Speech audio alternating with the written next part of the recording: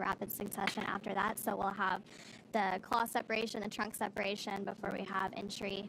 And then after that, we will also, or right before entry actually, we'll have that loss of signal that's expected for about 7 or so minutes. And then we'll reacquire signal, and that's just due to the plasma buildup as they re-enter Earth's atmosphere to conclude their 5-month mission aboard the International Space Station. So there on your screen, you're seeing a live look inside the SpaceX Mission Control here in Hawthorne, which is actually situated right behind us. So the teams are preparing for the re-entry deorbit operations, and just before we joined you live on today's broadcast, they actually conducted a go, no-go poll for the deorbit burn sequence, and so the teams did poll go to proceed with that deorbit burn. The weather is continuing to look great off of the coast of San Diego, California.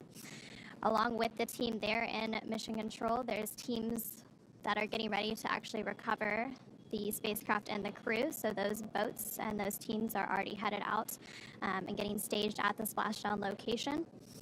And once we have splashdown again, that's targeted for 8:33 a.m. Pacific later today, 11:33 a.m. Eastern time.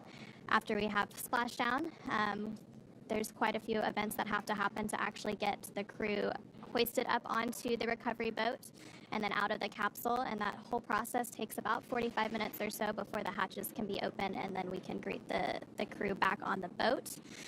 So the first steps in that recovery process, we will have 2 fast boats that go out there. They do some initial safety checks and safe the spacecraft.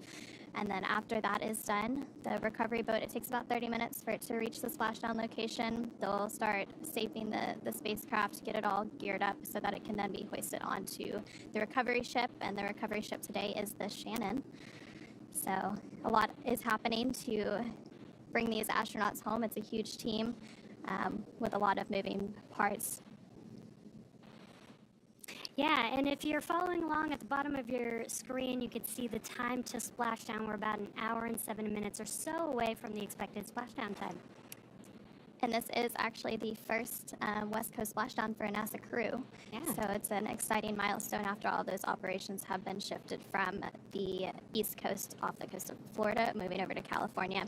So now with Crew-10, comprised of Anne McClain, Nicole Ayers, Takuya Onishi, and Kirill Peskov, ready to deorbit and splash down back on planet Earth. Of course, they are heading to one of the 3 targeted sites supported by SpaceX and NASA. All of these sites are located off the coast of California, either Los Angeles Oceanside or San Diego. Of course, today they are targeting the site at San Diego. And spreading the supported sites across multiple locations helps to maximize the return opportunities for this mission and future crews, lowering the chance we'll have to wave off due to bad weather.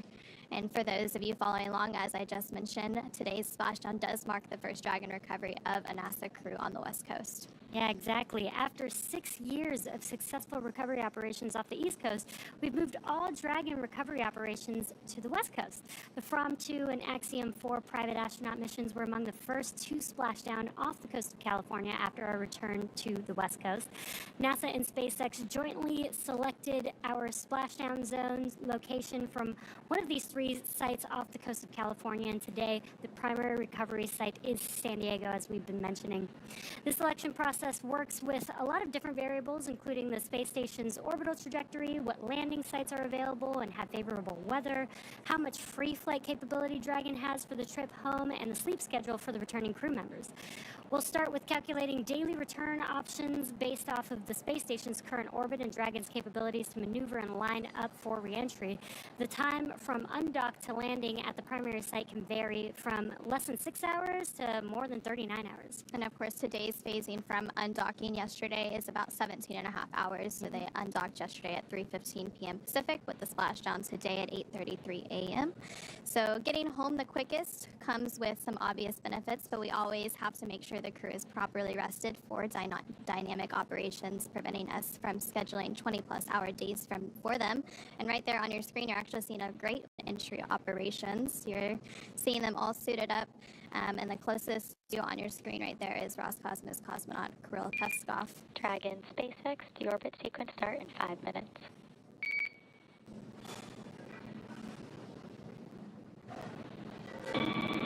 SpaceX, phase 5 minutes. Crew is ready to return to the atmosphere. SpaceX copies. We're excited to welcome you home. And there we just heard some communications between the core or the crew operations resource engineer who is staged here in SpaceX's mission control in Hawthorne, between the Crew-10 astronauts currently aboard the Dragon spacecraft, confirming that they are going to begin the deorbit sequence in about 5 minutes from now. So things are really starting to get geared up. And there in that view on your screen, you're seeing an over-the-shoulder look between the pilot and the commander. So again, the pilot is Nicole Ayers and the commander is Anne McLean, both NASA astronauts for today's mission. And back to the phasing that we were talking a little bit about. So trajectory and ballistics experts provide the daily opportunities that would line up Dragon with the landing zones and split them into what we call ascending and descending opportunities. Dragon uses its Draco thrusters after leaving station to execute a series of altitude lowering maneuvers and to line up with the selected primary site. It can also change to different alternate sites while in free flight if sudden weather moves in, and that we'll need to avoid. Yeah, exactly, and weather is something that we're constantly looking at, making the final call to proceed about 2.5 hours before the crew undocks from the space station. So for Crew-10's return, we looked at a number of weather items. Some of the obvious ones are no rain or chance of lightning in the recovery zone, and that's both for the safety of the crew inside of Dragon as well as the recovery teams that are on the water. And we're also looking at things like wind speeds. We need those to be less than 15 feet per second, or about 10 miles per hour, and relatively calm seas, so we can safely execute those recovery operations, which includes landing a helicopter on the recovery ship to fly the Crew-10 astronauts to California. And once Dragon began flying free yesterday after undocking, there were a number of additional checkpoints to either proceed toward the primary site of San Diego or head to the alternate sites or select a new zone based on real-time weather data. These checks happened all the way up until we were in the final hours before the deorbit burn, which is the last burn in the trip home and commits Dragon to re-entering the Earth's atmosphere. And again, we just had that final go, no-go poll about 20 minutes ago, and that was to commit Dragon to the deorbit burn to set it up for a splashdown off the coast of San Diego, California. Yeah, and we say this all the time, weather is the one thing that we can't control, and with these crew operations, there's a lot of variables that we have from the time that the Dragon spacecraft leaves the space station all the way through re-entering the Earth's atmosphere, the splashdown zone. So there's a lot of things we have to look out for, but the great part is we've got a lot of experience with this now, this being Crew-10's return home. And we've got the new splashdown zones, which is really cool. We have different options that we can look at to make sure that the weather is always good where we're coming back and bringing the crew back home. And those weather briefings for Crew-10's undock and splashdown actually began several days ago, basically a couple of days after Crew-11 launched and docked to the International Space Station, which took place on August 2nd. And we initially waved off of a couple of undock opportunities, and then we finally got good weather, which set us up for the undocking yesterday and splashdown today. So the teams are continuously evaluating weather, and weather is just one of those things you can't really control. So, and right now we are just under 1 hour away from splashdown, so things are starting to ramp up as we continue to bring Crew-10 home. And you were mentioning that it's the 10th operational flight for Dragon to the International Space Station. Another milestone this year for NASA is it'll be at the 25th year of continuous human presence aboard the International Space Station. And in that time, a lot of science and research has been conducted, over 4,000 different research investigations across the life of the International Space Station, and things are continuing to happen during Crew-10's mission. They completed over 200 science investigations, contributing more than 600 hours of crew time to supporting that science and research aboard the International Space Station. And speaking of the history of the space station and the crew doing experiments on the orbiting laboratory, we've also got some flight history for Dragon. Development of Dragon for Crew started with the Dragon cargo spacecraft. Dragon was designed from the beginning for flying humans and have people on it. Before we could fly humans, our teams implemented a number of design upgrades to make sure that both Dragon and Falcon 9 were suitable for flying people, and then put both vehicles through thousands of tests to prove their safety. Now, Dragon is capable of carrying up to 7 passengers. We've been flying 4 with every single NASA crew mission. It's also capable of returning significant amount of cargo back down to Earth, which is the first private spacecraft to take humans to the space station. Dragon is fully autonomous, which means that it flies itself, but it does have features to fully manual override the vehicle in case of emergency. Dragon is also almost 27 feet tall from the bottom of the trunk all the way to the top of the nose cone. Dragon is comprised of 2 main elements: the spacecraft, which is designed to hold the crew and pressurized cargo, and then the unpressurized section, which is known as that trunk. And we did just hear confirmation that the deorbit slew maneuver was just completed. And again, that maneuver sets up Dragon in the right trajectory and attitude to complete the deorbit burn.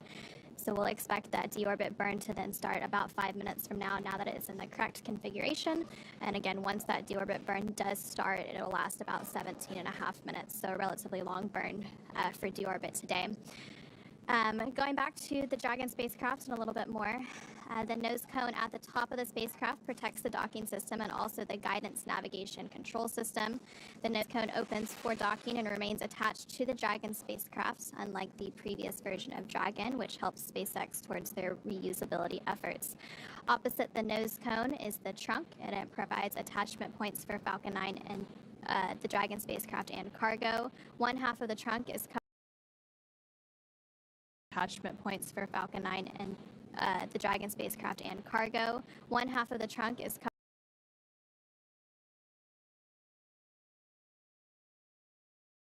solar panels that provide power to Dragon during flight and while on the International Space Station, and the other half contains a radiator that rejects heat from the active thermal control system to space using SpaceX's new Pica tiling technology. And the trunk has aerodynamic fins, which provide stability in the event of an emergency abort. And in the event of an abort, Dragon is outfitted with 8 Super Draco thrusters, which will power the astronauts to safety, which is applicable during the launch phase of a flight. And the Dragon Super Draco launch escape system is a key safety feature of Dragon, giving the crew the ability to quickly separate from Falcon 9 and safely escape the time of launch all the way to orbit, a feature that no other spacecraft in history has possessed. Dragon is also equipped with 16 Draco thrusters used to orient the spacecraft during the mission, including apogee and perigee maneuvers, orbit adjustment, and attitude control. Each Draco thruster is capable of generating 90 pounds of force in the vacuum of space, and we will see those Draco thrusters in action in just a few minutes when it conducts that deorbit burn. And right there on your screen, you're getting a live look inside the Dragon spacecraft. Closest to the camera right there is NASA astronaut and Crew-10 commander Anne McClain, and next to her is NASA astronaut and Crew-10 pilot Nicole Ayers. Yeah, and inside the spacecraft, it's designed to accommodate up to 7 crew members with modular seats that can be removed and replaced by additional cargo. So you could see on your screen the crew members are sitting in the 4 seats, but underneath them is where they can place cargo, which is what they're utilizing the spacecraft for today. But if we needed to, we could place 3 more seats in that cargo area and fit 3 more passengers there.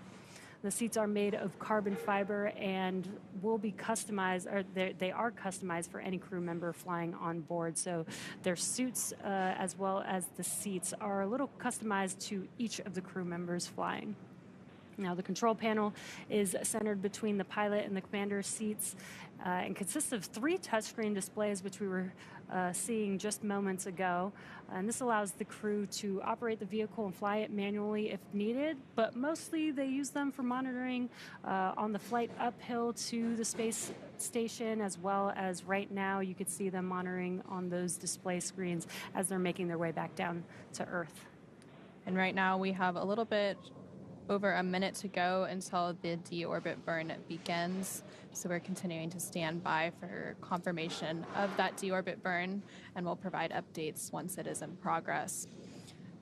Following the deorbit burn, again, that is a 17.5-minute burn. There will be a few activities in rapid succession. So we'll have the claw separation, the trunk separation. We'll have a little bit of a loss of signal entry. Then we'll reacquire that signal after about 7 minutes. And then right before splashdown, we'll see those drogue and main parachutes deploy. And then we'll have splashdown off the coast of San Diego, California. Less than 55 minutes until we have that splashdown. So really ramping up here and getting excited for bringing our Crew-10 astronauts home. Yeah, and again, you can follow along with the timeline again on the bottom center of your screen. That's the approximate time to splashdown of the Crew-10 members. And again, as we've been mentioning, they are just monitoring. They have been coasting for a bit since yesterday evening, but now we're coming up to all the dynamic events that they're still going to be, following along and not really having to make any manual calls, but there's going to be a lot of dynamic events that they'll need to know what's happening because they're inside of the spacecraft, they're strapped into their seats, they can't really see what's going on outside of the vehicle, so they're going to be monitoring on those display screens that we were talking about earlier. And so we do have confirmation that the deorbit burn has begun. Again, this burn is expected to last about 17.5 minutes. In the right-hand bottom corner of your screen, you can actually see the thruster firings as they take place. And as mentioned earlier, for these operations, NASA and SpaceX closely coordinate with the United States Coast Guard to establish a safety zone to ensure public safety and for the safety of those involved in the recovery operations, as well as the crew on board the returning spacecraft. Multiple notes are issued to mariners in advance of and during recovery operations, and the Coast Guard patrol boats are deployed to discourage boaters from entering the splashdown zones. We want to continue to stress to the public the need to respect the safety zone. Recovering a spacecraft from the water is a hazardous operation, and any other boats interfering increases risk to the astronauts in Dragon, the teams working to recover them from the water, and the safety of those that come too close. For the safety of the crew and your safety, we'd recommend you continue to sit back and watch as we bring you live views of the astronauts' homecoming today. Exactly. Safety is our #1 priority. And as I mentioned earlier, this deorbit burn is the last time that those 4 bulkhead thrusters on top of Dragon will fire. Dragon Endurance has not yet entered the Earth's atmosphere, but this deorbit burn is what will line the vehicle up and put it on its final trajectory to the landing site off the coast of San Diego, California. Right now, Anne, Nicole, Takuya, and Kirill are using their screens to monitor the burn duration, Draco thruster firings, and trajectory details like entry angle, spacecraft perigee, and how much distance remains until deorbit burn termination. Dragon, again, is flying itself, so all the crew has to do is stay strapped into their seats and keep an eye on how their journey is progressing. And we are now about 2 minutes into that deorbit burn, about 15.5 minutes to go. Things continuing to go as expected, and we'll continue to provide updates on that burn and duration as it happens.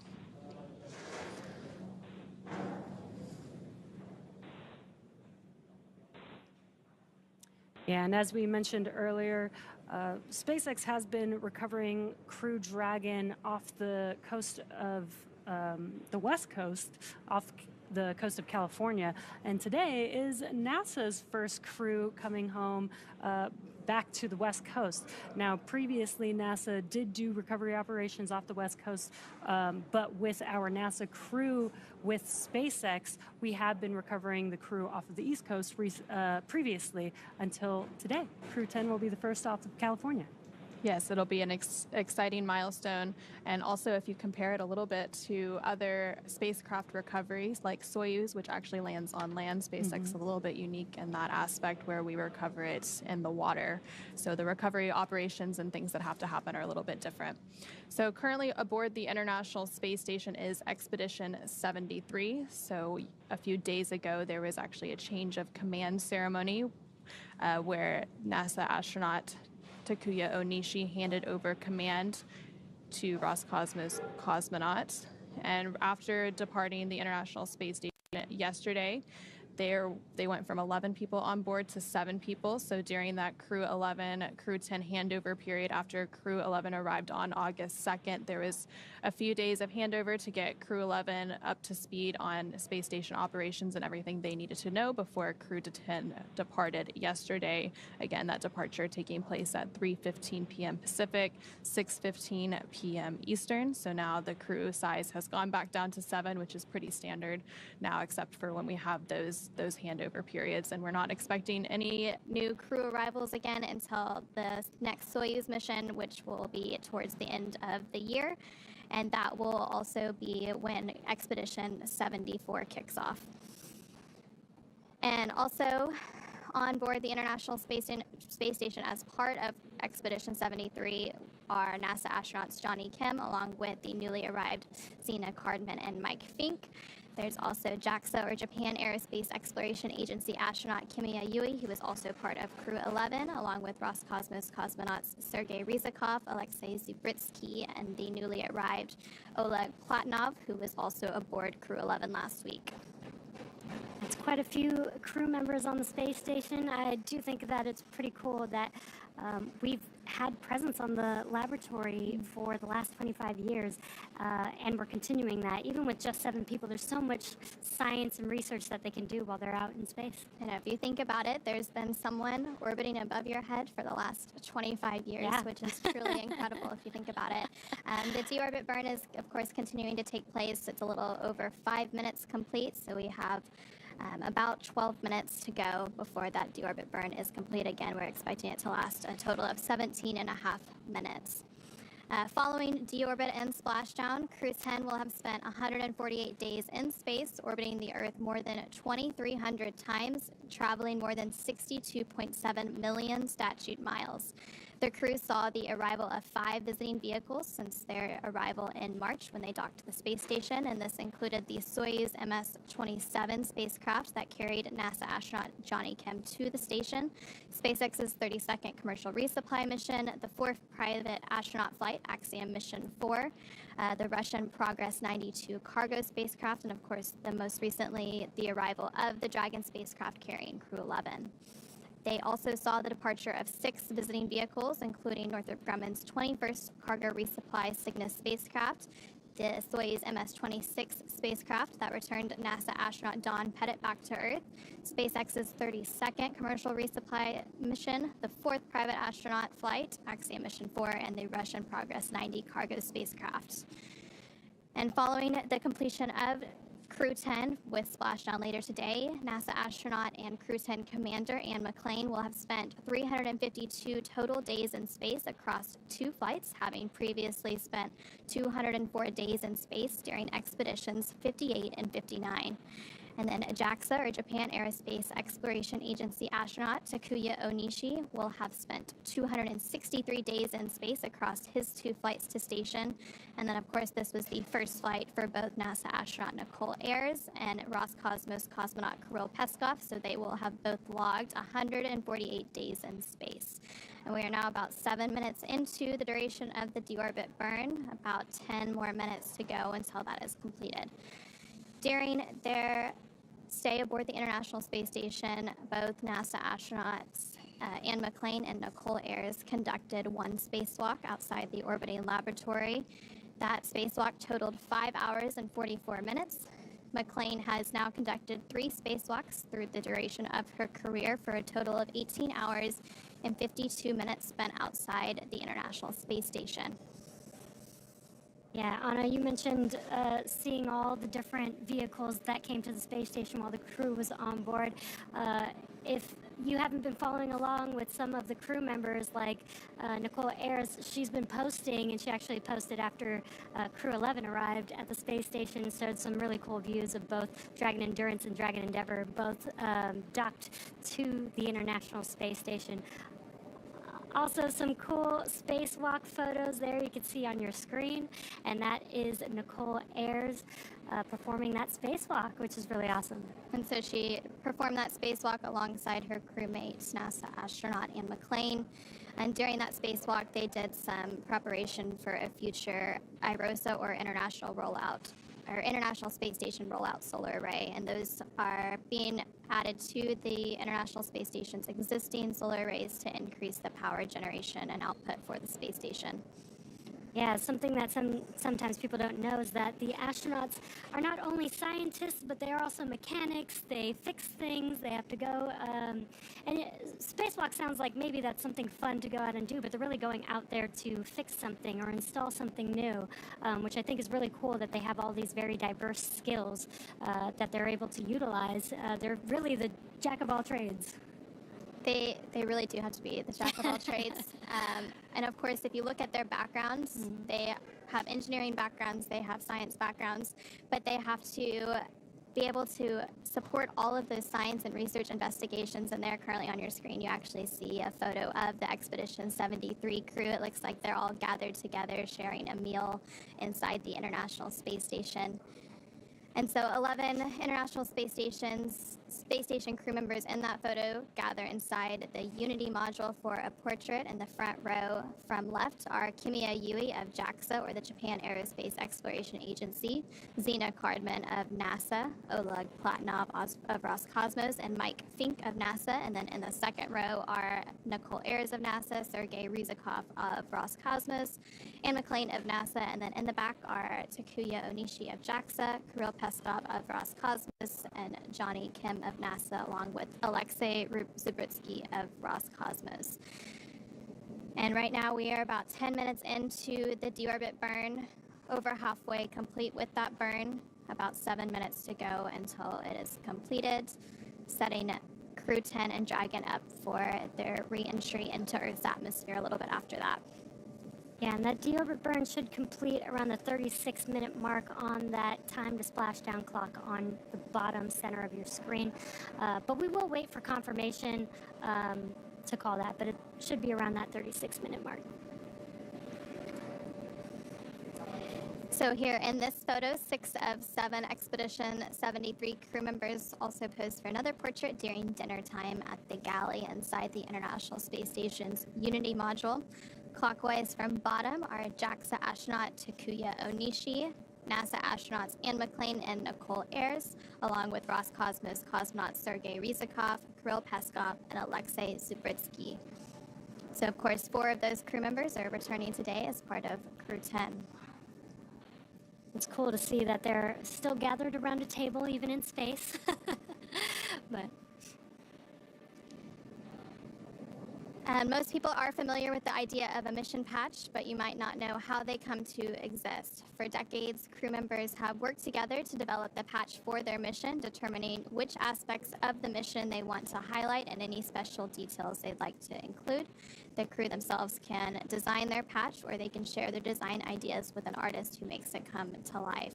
The Crew-10 patch is a 10-sided patch with the Roman numeral X boldly in the center, representing the 10th operational flight of the Dragon crew spacecraft. The Dragon, which is also the spacecraft's namesake, is depicted with its wings out in full flight, representing the 4 professional pilots that make up the crew complement. The Dragon is also illuminated by one of Earth's stunning and beautiful sunrises. It is focused on the International Space Station and its mission, while keeping a watchful position above Earth. The stars on the patch are red, white, and blue for the flag colors of each crew member's home country, and the brightest stars represent the crew's closest family members and support system. yeah, I love these patches. The detail that goes into them is so amazing. Almost every single stitch on them means something, and I love that the crew is able to come together and come up with a design that means something to them. Yeah, it's always a meaningful experience that all has some sort of meaning and inspiration drawn from all areas of their life. Again, that deorbit burn is still underway. We're just under 13 minutes into the burn's duration. That burn expected to last 17 and a half minutes total. So just a few minutes to go there, and we're seeing some great live views again inside the Dragon Endurance spacecraft, which is carrying the Crew-10 members home, and you can see them actually monitoring the burn there on their screens. There in the center of your screens, of course, you have NASA astronauts Anne McLean and Nicole Ayers, the commander and pilot, respectively, of the Crew-10 mission. And again, we are currently in that deorbit burn. You can see in the bottom right-hand corner that graphic showing the 4 bulkhead thrusters firing, all at different times. It takes a sequence of those thrusters firing to complete each and every burn. And again, this is the last time that these 4 bulkhead thrusters will be firing. Once this deorbit burn is complete, we'll start preparing the spacecraft for re-entry, and that'll come with closing the nose cone, so those thrusters will no longer be needed for the rest of their journey back home.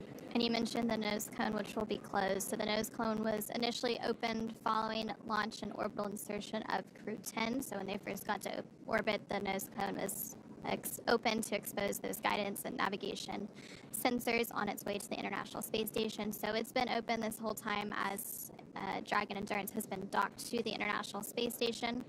So once it closes, it'll be the first time that it's been closed since their launch and orbital insertion back on March 14th earlier this year.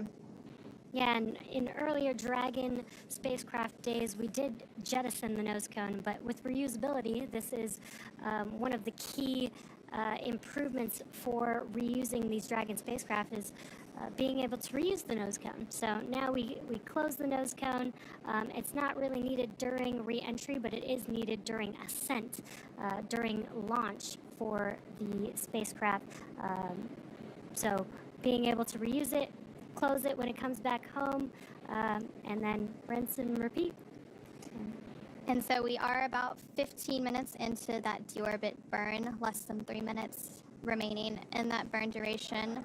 You can see at the bottom right corner of your screen those thrusters continuing to fire for this burn to set it up for its entry and splashdown off the coast of San Diego, California, about 38 minutes from now, as you can see that countdown on your screen.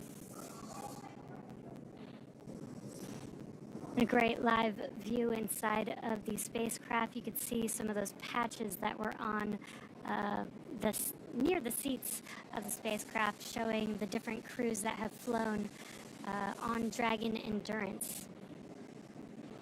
And right next to the thrusters on the bottom right hand of your screen, you can also see a map or a globe that shows where Dragon currently is. So right now it's off the coast of Australia as it continues to make its way off the coast of California. And there's less than 2 minutes remaining in the burn. The crew settled in and getting ready for their re-entry.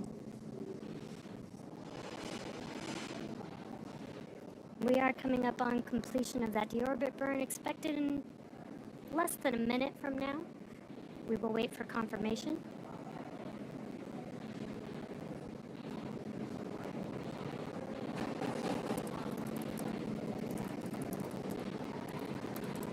And there you can see a good look in between NASA astronauts Anne McClain and Nicole Ayers over the shoulder as they monitor that burn on either side, the right and left screens. You can actually see those thrusters firing on their screens as well. And in the center, you can see a map of San Diego. Yeah, as we've been mentioning, this is a fully autonomous vehicle, so they're just monitoring and they are hearing noises inside of the spacecraft, so being able to see what's going on outside of the spacecraft helps them understand what those sounds are. And there's about 30 seconds remaining in the burn, so we should be hearing confirmation of burn complete pretty soon from the teams here in Mission Control, SpaceX Mission Control in Hawthorne. You saw Anne McClain using her tablet there. They do have those display screens. Dragon, SpaceX, deorbit burn complete and performance nominal. Trunk separation sequence initiated.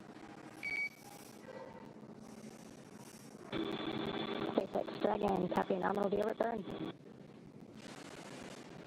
And we had confirmation that the deorbit burn is now complete and the trunk separation sequence is now beginning. This means that the umbilicals are going to disconnect and Dragon is going to separate or jettison from the Dragon spacecraft.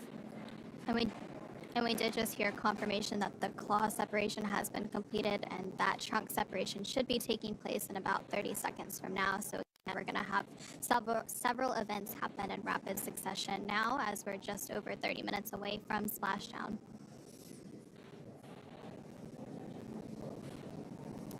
And I was mentioning, you're seeing Anne McLean use her tablets. They have the displays inside of Dragon to monitor the vehicle, but they have those tablets to follow along with very specific procedures.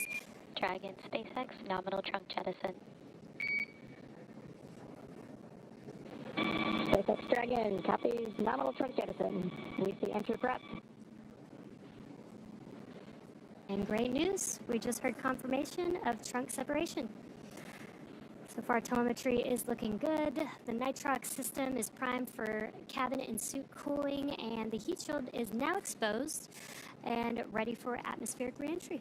So the trunk has now served its purpose by gathering energy from the sun through its solar cells and converting that to battery power. And since we have separated the trunk, Dragon can't generate any more new power, but they don't need it since we're coming home, and Dragon has stored enough battery power to be able to make its way home. And we are now hearing that the nose cone is starting to close, so that is currently underway. Yeah, exactly. Dragon is now closing that nose cone to protect the forward hatch for re-entry. Now, once it's closed, it will be locked by a set of hooks. And in the background, Dragon is currently inhibiting those forward bulkhead Draco thrusters that we just used to complete that deorbit burn, ensuring it's safe to latch the nose cone shut for re-entry. And here's a great live view of that nose cone coming closed. And the nose cone is over 25% closed so far, so happening pretty quickly. Also, the Dragon spacecraft has initiated the nitrox suit purge. This will help keep the Crew-10 astronauts cool and comfortable during re-entry, which is coming up in about 20 minutes. At this point, the crew are using their screens, as you saw a few minutes ago, to monitor the locking of the nose cone. And that nose cone is now about 50% closed and continuing to close. And of course, then we'll have the hooks to fully close it.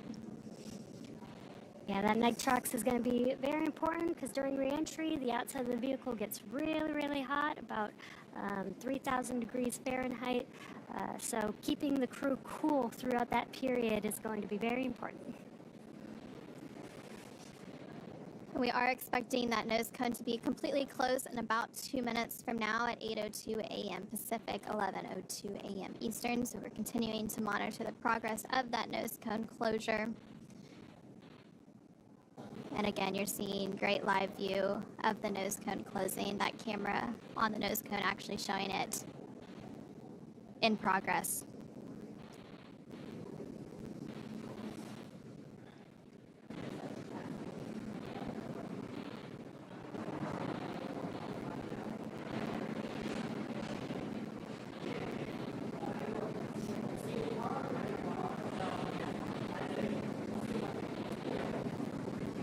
Yeah, and as Anna mentioned, this is a view looking forward on the spacecraft as that nose cone is coming closed. And we're getting closer and closer as the screen gets a little bit darker there to that nose cone closure. And it's almost fully closed at this point, and then after that happens, it'll just have to be hard mated. They'll reattach those hooks. And it'll be all set up and ready for re-entry now that we've had the trunk jettison and the claw separation and the nose cone almost fully closed. Of course, that deorbit burn also completed about 10 minutes ago as well. And we did just hear confirmation that the nose cone has been fully closed, so that process is now complete. And as we begin the second half of entry, Dragon is now beginning to inject cooled nitrox into the air, being delivered to the suits worn by Anne, Nicole, Takuya, and Karel. Again, this is what will allow the crew to remain comfortable while external temperatures reach that 3,500 degrees Fahrenheit. And the heat shield is pointing forward, leading Dragon to the landing site. Again, that splashdown site targeted off the coast of San Diego, California. And speaking of that heat shield, Dragon's primary heat shield is comprised of PICA 3.0, which stands for Phenolic Impregnated Carbon Ablator. First generation PICA was initially developed by NASA for studying and sampling comets within our solar system. And SpaceX actually partnered with NASA to develop Pika X, which was the second generation product used on all Dragon 1 commercial resupply services missions, or CRS, that resupplied the space station on 20 missions. Pika 3.0 was developed specifically for use on Dragon 2 crew and cargo, with enhanced structural and thermal properties that optimized the heat shield and drove down cost and mass. The remainder of Dragon is composed primarily of a SpaceX proprietary ablative material. It's another class of thermal protection, which is lighter weight versus Pika and protects the underlying composite structure during reentry to ensure the structural capabilities are maintained. And while Dragon will experience temperatures well over 3,500 degrees Fahrenheit during peak reentry conditions, the characteristics of the TPS, or the thermal protection systems, coupled with the ECLIS, or environmental control and life support system, in the pressurized interior of Dragon, will ensure that Crew-10 stay cool and comfortable during all phases of reentry through splashdown. Yeah, and that's very important. They are going through a lot of dynamic events, especially that re-entry period. And while it gets hot around the vehicle, the crew is going to be experiencing a lot of movement, vibration as they're re-entering. So we want to help make sure that they're cool, that they have a temperate temperature inside of the cabin, as well as those suits. And the suits really act as an extension of the spacecraft. And now that the nose cone has closed, those hooks are driving closed as well. So the first set of 6 hooks have fully closed, and that second set of hooks are now traveling, and then we will have it completely closed and stowed and ready for reentry. Again, we are less than 30 minutes away from the targeted splashdown, about 28 and a half minutes until that splashdown, targeted for 8:33 a.m. Pacific, 11:33 a.m. Eastern, off the coast of San Diego, California. And after Dragon Endurance has re-entered the Earth's atmosphere, a series of parachutes will deploy to slow the crew's descent. First will be the 2 drogue chutes, followed by the 4 main parachutes to guide Dragon to its first contact with Earth since launching back in March of this year. Dragon will automatically deploy these parachutes when different pressure and positioning sensors on the spacecraft detect that they are at the right speed and altitude. And the vehicle velocity at the time of the drogue deploy is approximately 350 miles per hour, and they deploy at about 18,000 feet. Vehicle velocity at the main parachute deploy is approximately 119 miles per hour, and they deploy when the spacecraft is about 6,500 feet. And then at the time of splashdown, the vehicle velocity will have slowed down to approximately 16 miles per hour. The highest G loads the crew will experience during reentry is approximately 3 to 5 Gs. Yeah, it's pretty incredible how well those parachutes work. Those drogue parachutes are really important. They're 2 very small chutes, but if we didn't have those to help slow down the vehicle initially, we'd actually have to make the main parachutes about 3 times as big as they currently are. Yeah, and so coming up, we will have a loss of signal. We're about 15 minutes away from that happening. It'll typically last around 7 minutes before we reacquire signal with the Dragon spacecraft. Again, this is completely expected. It happens during every reentry, and it's due to all of that plasma buildup on the spacecraft. And again, the team there on the left-hand side of your screen. Dragon, SpaceX, nose cone secured for entry.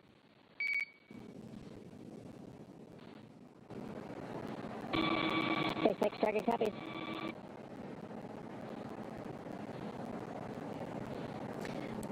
And we did just hear confirmation that the nose cone stow is fully complete, so all of those hooks have closed and it is prepared for that reentry phase. And again, on the left-hand side of your screen, you're seeing a live look inside the SpaceX Mission Control here in Hawthorne, California. And those teams are, of course, going to continue to monitor the progress of the reentry operations. And as soon as they come out of that loss of signal that we'll have in a few minutes, they will call back up to the crew and check in on how they're doing and get prepared for a splashdown. Yeah, the team here in Mission Control actually monitors the crew from launch all the way till they arrive at the space station. And then we hand it over to Mission Control Houston while they're on board the space station. And then this crew, again here in Mission Control, will monitor the crew as they undock and come back all the way down all the way until they're safe back on land, actually. Yeah, so during the dynamic operations for arriving and departing the International Space Station, the two mission controls are actually in what's known as integrated operations. So yesterday, during undocking and departure of the Dragon Endurance spacecraft and Crew-10, the SpaceX mission control team and the NASA mission control team in Houston were working in tandem during that operation until Dragon exited what is known as the approach ellipsoid, which is one of those two invisible boundaries surrounding the International Space Station that guide arriving and departing visiting vehicles to the space station. Yeah, and I did say back on land, but I meant back on planet Earth. Once they're out of the spacecraft, then we have the medical teams checking in with the crew, making sure that they're safe, healthy, and then they'll take a helicopter ride back to land to continue their research. They do still have to get checked out, and the mission doesn't completely end right when they land back on Earth. They do still have a little bit more research to complete.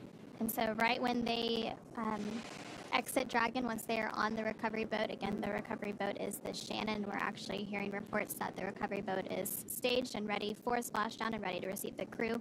But it'll begin with medical evaluations on the boat, and that will progress through exercises that improve mobility, balance, flexibility, aerobic conditioning, strength, endurance, and the body's abilities.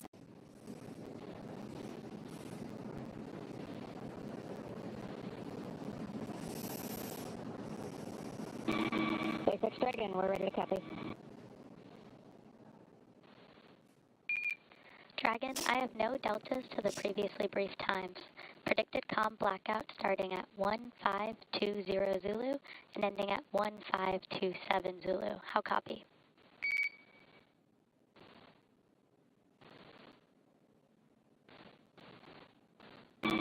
SpaceX Dragon, we copy. No deltas in 1520 to 1527 for comm blackout. That is a good read back, Dragon. The vehicle is healthy, weather is still looking good, and recovery forces are on site. I have one final reminder that the Vehicle 1 Rio LED on your control panel is unavailable. The health of the flight computer and avionics can be monitored on your displays. SpaceX will make expected calls regarding automated chute deployment. Any questions for our team?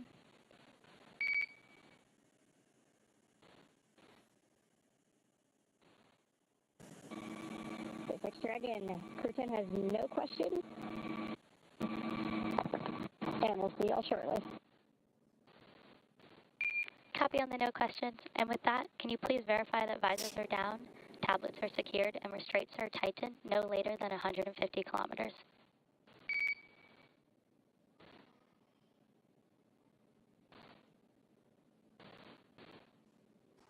Copy, will do.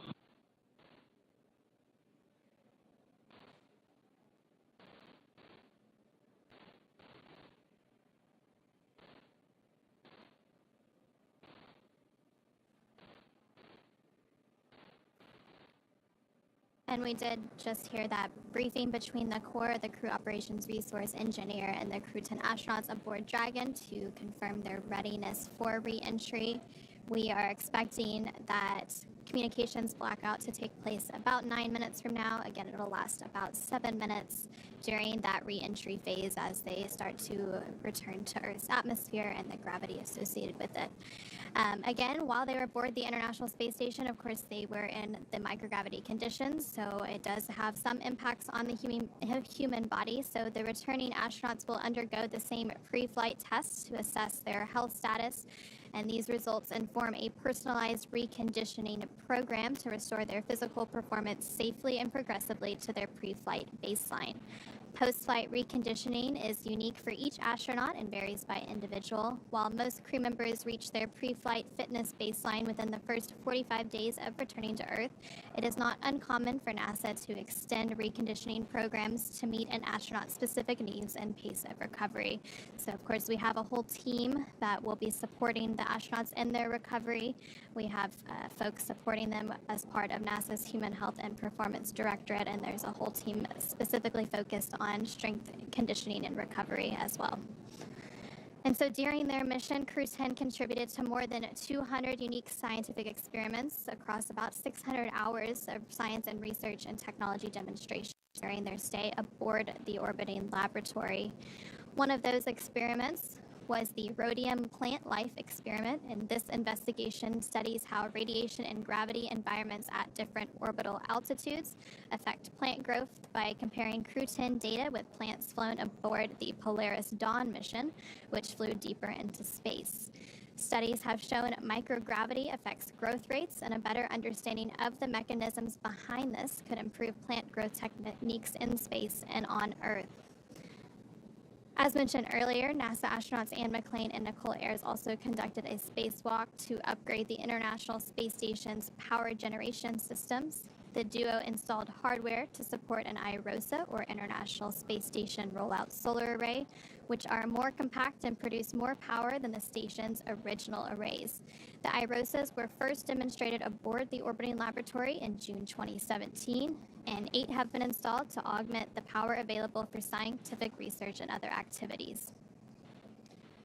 During their mission, Crew-10 also used the International Space Station's Space Automated Bioproduct Laboratory to process samples for a study of microgravity's effects on the protein yield of microalgae. These organisms are highly nutritious, producing amino acids, fatty acids, B vitamins, iron, and fiber. The microalgae could provide sustainable meat and dairy alternatives during long-duration space missions. It also could be used to make biofuels and bioactive compounds and medicines in space and on Earth. And the International Space Station, of course, orbits more than 250 miles above Earth, giving astronauts a unique view. SpaceX Dragon. Tablets are secured, restraints are tightened, visors are down, crew is ready for entry. SpaceX copies. Crew are configured for entry. We are 5 minutes until predicted comm blackout. See you on the other side at 1527 Zulu.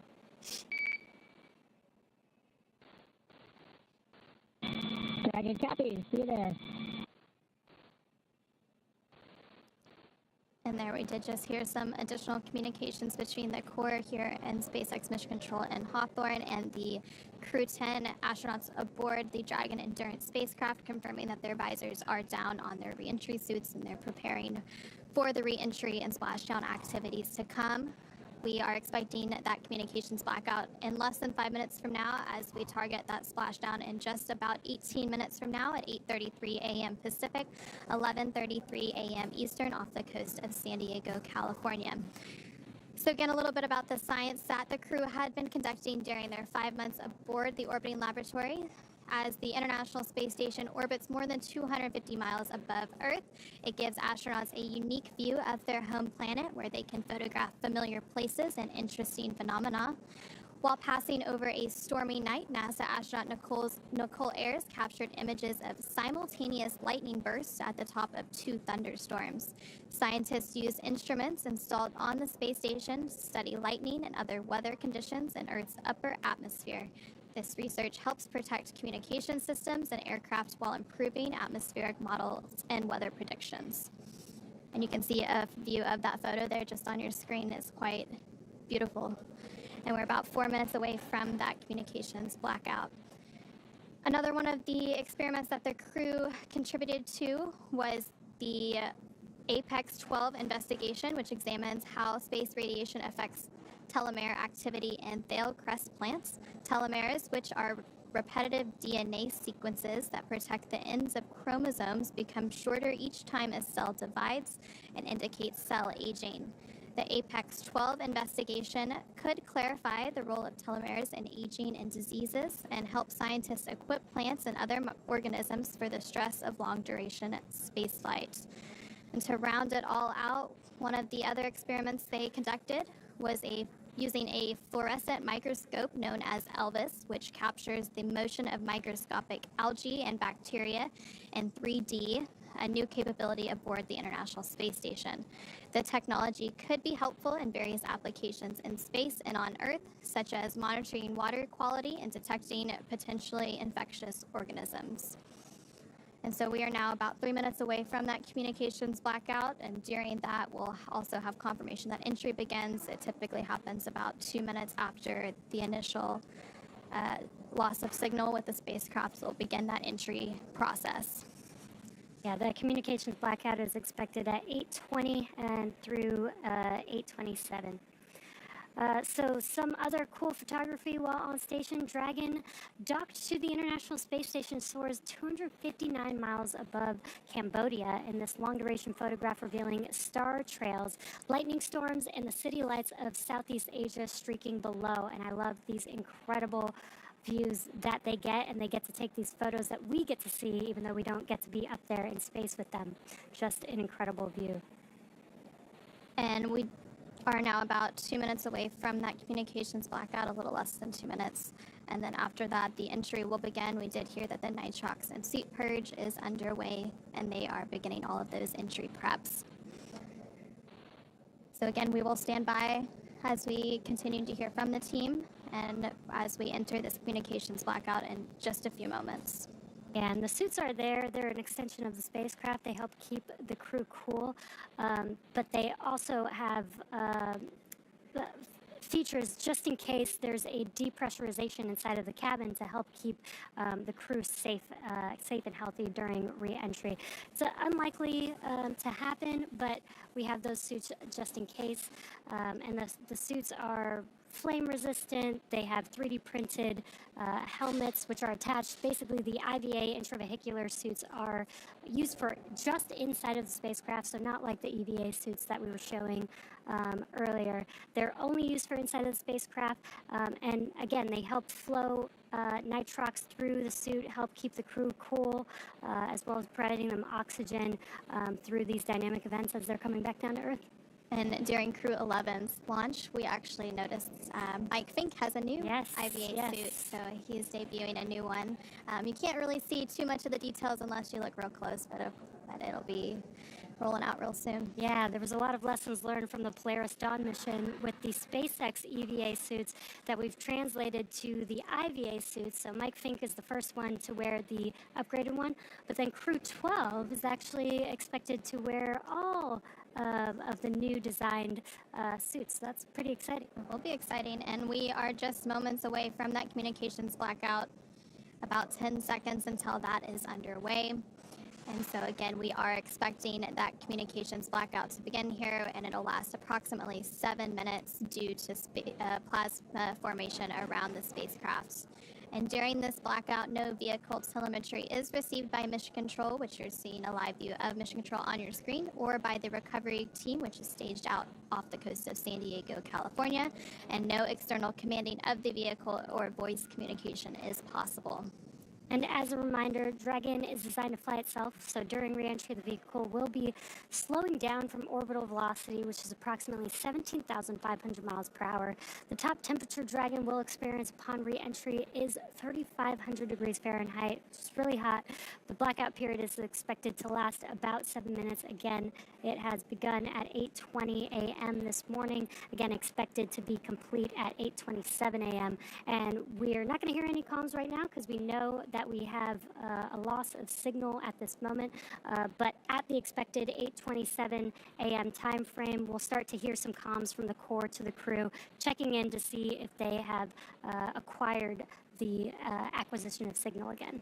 And during that 7-minute comms blackout is also when the entry phase begins. So that is expected to begin about a minute from now at 8:22 a.m. Pacific, 11:22 a.m. Eastern time. And so things will be really ramping up. Again, during re-entry, the vehicle will be slowing down from its orbital velocity, which is approximately 17,500 miles per hour. And the top temperature that Dragon will experience during that re-entry is about 3,500 degrees Fahrenheit. Yeah, and we do have windows on Dragon, so the crew, at least the two passengers next to the windows, are going to get to see that plasma buildup, which we've heard is a great view of all the different colors that the plasma creates as it's coming back through the Earth's atmosphere. And so on the bottom left-hand side of your screen, you can actually see some of the vehicle data. So then once we have the signal reacquired, that will update a little bit. But before that re-entry, they were at an altitude of about 82.5 kilometers. So continuing to come back down, again, as the International Space Station itself. So when it was docked, it was at about 260 statute miles above Earth's atmosphere. And less than 11 minutes until splashdown of the Crew-10 crew. And again, they're currently in a blackout period, so we're not going to have any visuals. We're not going to have any comms for a few more minutes. We're about 2 minutes into the blackout period, about 5 minutes left. And during or right after that splashdown, a lot of things will happen in rapid succession. So it takes about 45 minutes from splashdown until the boat is fully onto the recovery boat, the Shannon, which is staged out in San Diego, California. And then after it is hoisted up onto the boat, the hatch will be opened and we will welcome Crew-10 back aboard the boat, and they will begin those medical checkouts and evaluations before they are flown back to shore off the coast of California, and then from there they will be prepared to fly back to Houston and begin their full recovery and be greeted by friends and family. And so we're now a little over 3 minutes into the communications blackout, about 4 minutes to go. The vehicle should be experiencing that entry phase right about now. Once we have that communications back, we'll have those initial comm checks, and about 2 minutes after we reacquire that signal, we do expect the drogue parachutes to deploy, followed in rapid succession by the main parachutes deploying. Again, that will slow the vehicle down even further to about 16 miles per hour at the time of splashdown. Again, we are less than 10 minutes away from that targeted splashdown, expecting it around 8:33 a.m. Pacific, 11:33 a.m. Eastern. And the really cool part about the Dragon spacecraft is we're actually utilizing the Earth's atmosphere, that re-entry, to help slow the velocity of the vehicle significantly from 17,500 miles per hour down to about 350 miles per hour is when the drogue parachutes will deploy. And then after the main chutes are deployed, by the time that the vehicle splashes down onto the water, it's about 16 miles per hour. So really, really slow compared to how fast they've been moving for the last 5 months. And then once they splash down, it's pretty quick. Those initial 2 fast boats will get out there within moments, a minute or two after splashdown, and they will conduct those initial safety checks. So they will screen for hypergol and make sure everything is okay for the recovery teams to approach. Some of the teams will also then get onto the spacecraft and begin safing it and prepare it to lift up onto the boat, and other teams will be working on the parachutes and gathering those up. Again, we are about 2 minutes away from the expected acquisition of signal. That initial loss of signal took place about 5 minutes ago during that re-entry phase as a result of all the plasma buildup. Again, it's completely expected, and it happens during every re-entry of a spacecraft from its journey in space. Again, Crew-10 is returning after an about 5-month science and research mission aboard the International Space Station. They initially launched aboard a Falcon 9 rocket off the out at Kennedy Space Center in Florida on March 14th, and then docked shortly after that to the International Space Station. They spent 5 months doing all of that science and research, and then they undocked yesterday at 3:15 p.m. Pacific, 6:15 p.m. Eastern Time to set them up for today's re-entry and splashdown. And we are expecting that acquisition of signal to take place about 90 seconds from now. So a little bit more than a minute to go until we hear those call-ups from the core to the crew to check back in with them, and less than 7 minutes to go until we have splashdown. Yeah, it's getting very exciting here. I'm sure the crew is very excited to make it back home to planet Earth. And there on your screen on the bottom left, you can actually see the telemetry catching back up. You see them getting very close to the coast of California. Dragon, SpaceX, comm check. SpaceX Dragon, we have you loud and clear. I have you the same, Dragon. Expect automated chute deployment. Dragon copies. And so we did just hear that call up from the core, the crew operations resource engineer here in SpaceX Mission Control, to the Crew-10 astronauts currently aboard Dragon. Confirmation that we have reacquired signal with the Dragon spacecraft, and you can see that the speed is rapidly slowing down as it begins its final phase, and we will have confirmation of those parachutes deploy in just a few moments. Yeah, you can also see the altitude in the bottom left-hand corner. You can see it getting closer and closer back down to Earth. GPS converge. Expect nominal altitude for drogue chute deployment.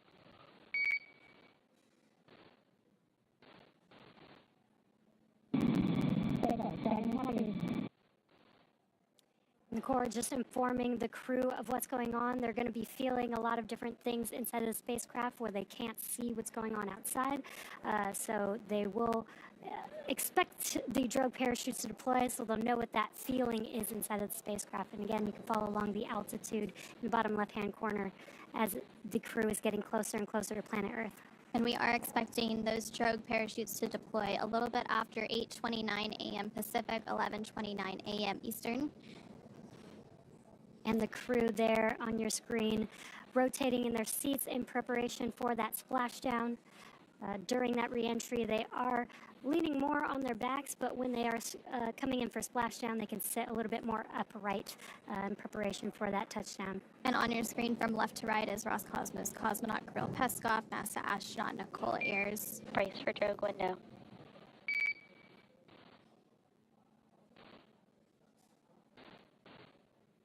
NASA astronaut Anne McClain and JAXA astronaut Takuya Onishi. Again, they are getting prepared for that drogue deploy, which should be happening in just a few moments from now. Again, we expect that a little bit after 8:29 a.m. Pacific, 11:29 a.m. Eastern, and it will be followed shortly thereafter by the main parachutes deploying. And there you're seeing a live look as from the recovery team, a helicopter that has a camera tracking the spacecraft during its reentry.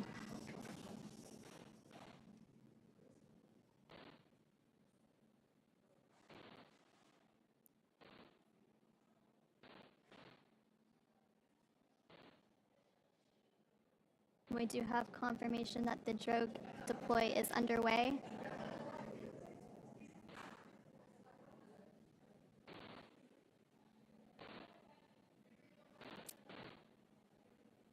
There are those two drogue Visual and chutes. 2 healthy drogues.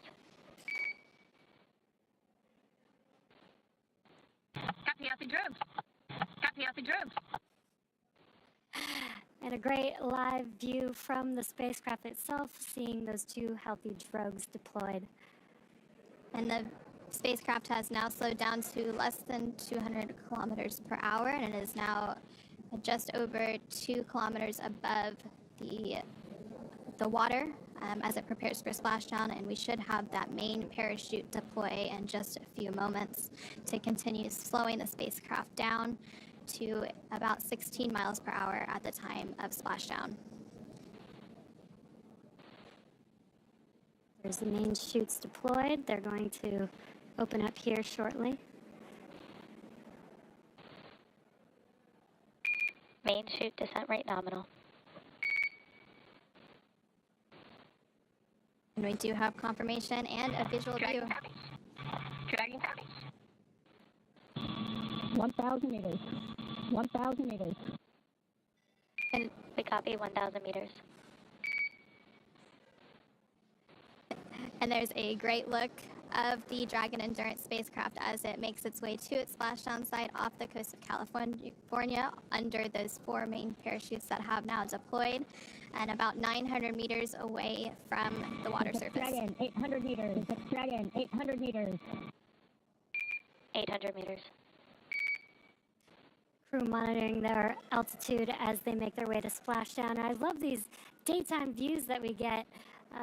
We don't always get to pick the time when the crew splashes down, but it's awesome when we have a great morning and a clear view watching as the Dragon Endurance spacecraft carrying Crew-10 is... SpaceX Dragon, 600 meters. SpaceX Dragon, 600 meters. I copy 600 meters. Crew just 600 meters away from splashdown. And just over a minute away from that targeted splashdown time, again expected around 8:33 a.m. Pacific, 11:33 a.m. Eastern. Now about 500 meters away from the surface of the water. and slowed down to about 35 kilometers per hour. Again, it'll continue to slow down. SpaceX Dragon, 400 meters. SpaceX Dragon, 400 meters. Splashdown. Brace for splashdown. SpaceX copies 400 meters and crew are braced for splashdown. And we just saw an incredible view there of the Dragon as it re-entered under some cloud cover. And we should be regaining some of those live views from the recovery zone momentarily as it gets resituated to capture the return. The spacecraft is now about 200 meters above the ocean, and it has slowed down to about 30 kilometers per hour. Again, it will continue to slow down until about 16 kilometers per hour.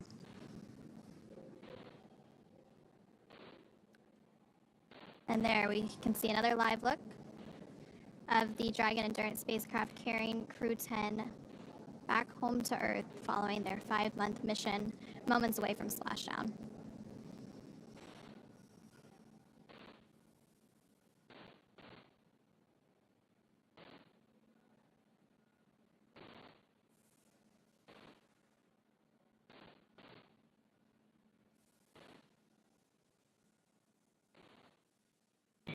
SpaceX Dragon, splashdown. SpaceX Dragon, splashdown.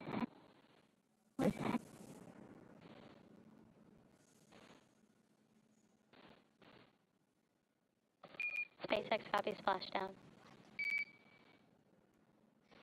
And we did just hear that confirmation of splashdown. The view that you're seeing on your screen is a little bit delayed, which is why we don't have that visual confirmation yet, but we do have that verbal confirmation between the crew and the core that they have successfully splashed down, and Dragon Endurance has now returned home. And there is that live look of Dragon Endurance as it sits on top of the ocean off the coast of San Diego, California. Dragon, SpaceX, we see the onboard for Power 1 28-volt converter.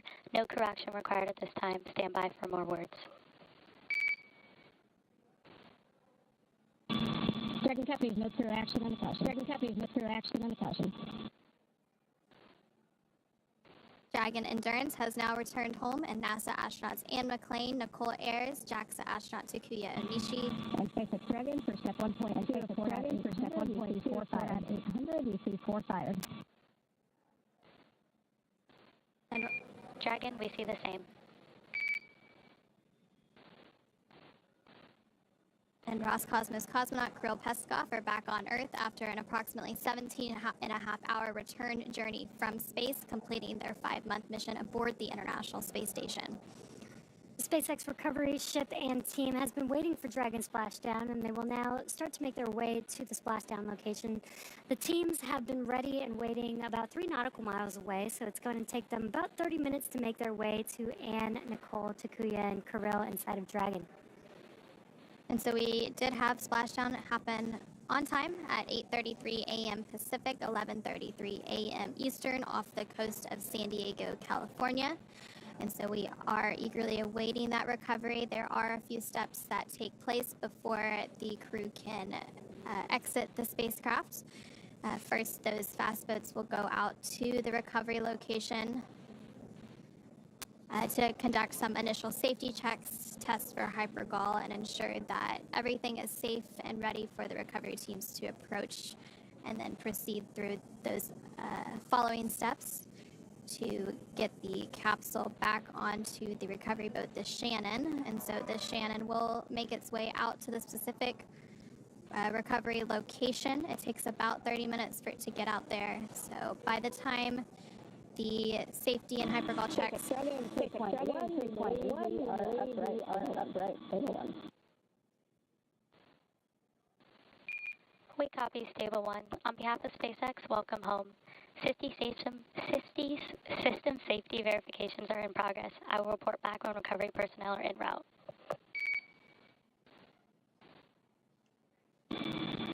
SpaceX Dragon, fire Crew-10. Thank you for that flight. Truly an honor of a lifetime. 20 minutes. I think 20 minutes. Carnival ride. The carnival ride and then go again. Thanks for the safe landing.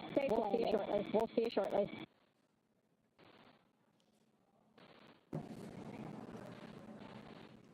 And so you did just hear some congratulatory words between the SpaceX teams here in Mission Control and Hawthorne, as well as NASA astronaut Ann McClain, who is the commander of Crew-10, so exchanging those celebratory words as they are now successfully and safely back on planet Earth following their mission aboard the International Space Station.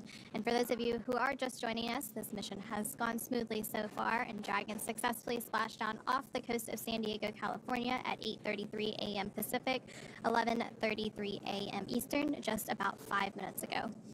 Approximately 17 and a half hours prior to splashdown, Dragon autonomously undocked from the International Space Station, completed a series of departure burns, jettisoned its trunk section, and performed its final burn, the deorbit burn, to place itself on a trajectory towards San Diego, California. Dragon successfully re-entered the Earth atmosphere, followed by deployment of its parachutes to slow the spacecraft down to a gentle splashdown. And we'll now follow the final part of Anne, Nicole, Takuya, and Kirill's journey as Dragon is lifted out of the water and placed onto the recovery boat. And upon detection of landing, Dragon does automatically release the main parachutes to prevent wind from pulling the spacecrafts. And then Dragon automatically safes any pyrotechnics still present on the vehicle and may automatically perform additional minor system reconfigurations. The astronauts do remain seated and in their suits at this point, but the onboard air conditioning keeps things temperate inside the spacecraft, and the communication systems on board remain powered so the crew can continue to communicate. Now, SpaceX has 2 fast boats in the recovery fleet, which have moved quickly to the splashdown point, and you can see one of them there on your screen next to the Dragon Endurance spacecraft. They are being followed by one of the main recovery vessels, which will move into position upon upwind of the spacecraft.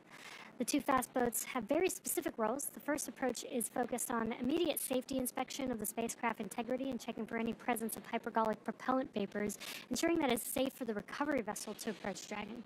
Now, once Dragon is cleared for full approach, the team begins rigging the spacecraft for water recovery by the recovery ship.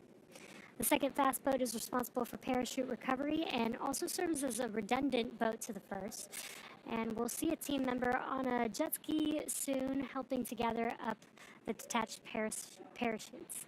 And it does take about 10 minutes for the recovery crew to complete their safety checks, and then once complete, the team will begin preparing Dragon to be lifted onto the recovery vessel, the Shannon, today.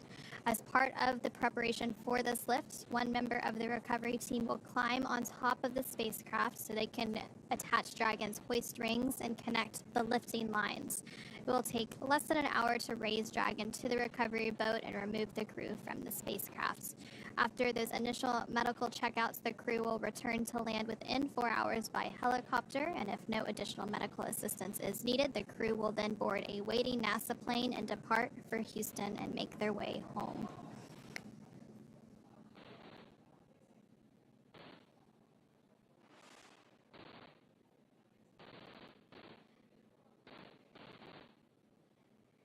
And so just about 7 minutes ago, Dragon Endurance did return home, and NASA astronauts Ann McClain, Nicole Ayers, along with JAXA astronaut Takuya Onishi and Roscosmos cosmonaut Kirill Peskov, are back on Earth after an approximately 17.5-hour journey from space.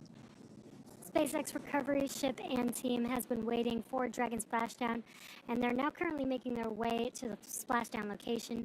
The teams have been ready and waiting. Dragon, SpaceX, we are go for recovery personnel to approach the capsule. Expect fast boats alongside in about 1 minute. Copy 1 minute. Copy 1 minute. Thanks. You guys are on it. Thanks.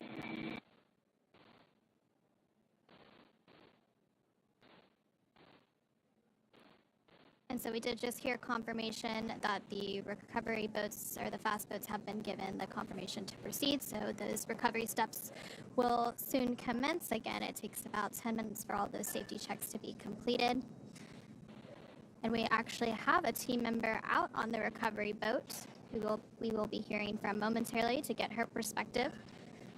And so joining us from the recovery vessel is NASA Public Affairs Officer Reagan Scharfetter, who had a first-hand view of the crew returning and splashing down.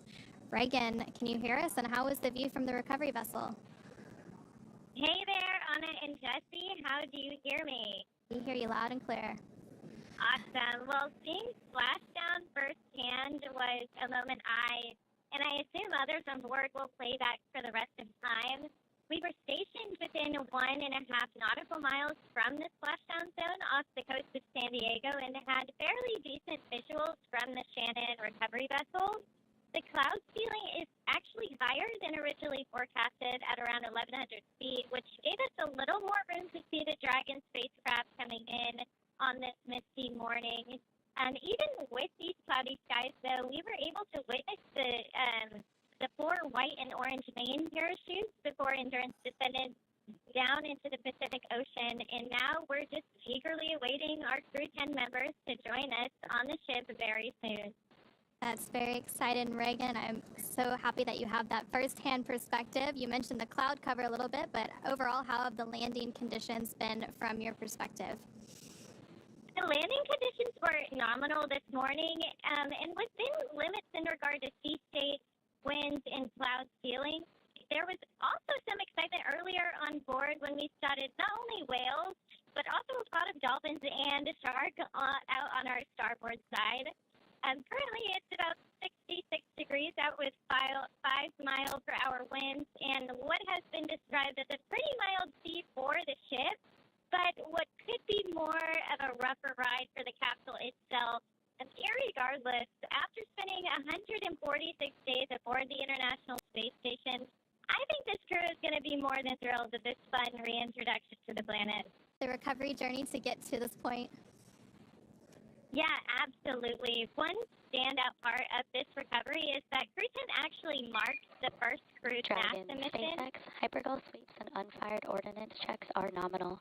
Rigging is in progress. Approximately 5 minutes until capsule lift. We have flight surgeons standing by. Please confirm crew are ready for PMC. Copy, 5 minutes, copy, 5 minutes to lift, crew.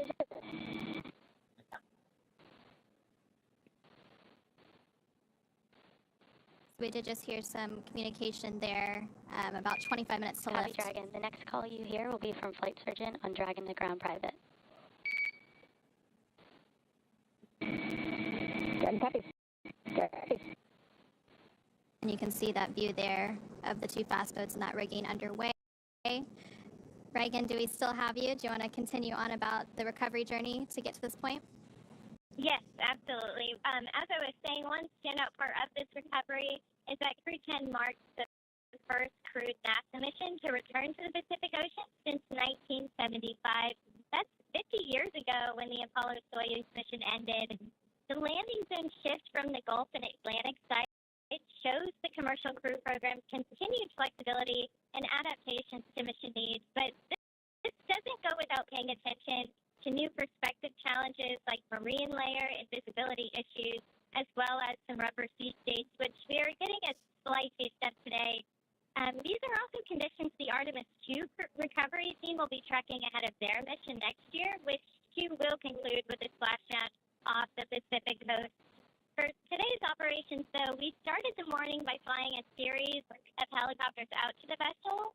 The recovery director and crew support teams were on the first flight out to help get the ship ready, and about 2 hours before splashdown, 2 fast boats and a jet ski were then placed into the water. I was on the second helicopter out here and landed on the ship Dragon, about 90. SpaceX comm check. SpaceX Dragon, we have you loud and clear. We have you loud and clear. Copy, Dragon. I have you loud and clear with a slight echo. For your awareness, we're going to step into transitioning the forward link now. Comm will be unavailable for approximately 5 minutes. Dragon copies, Dragon copies.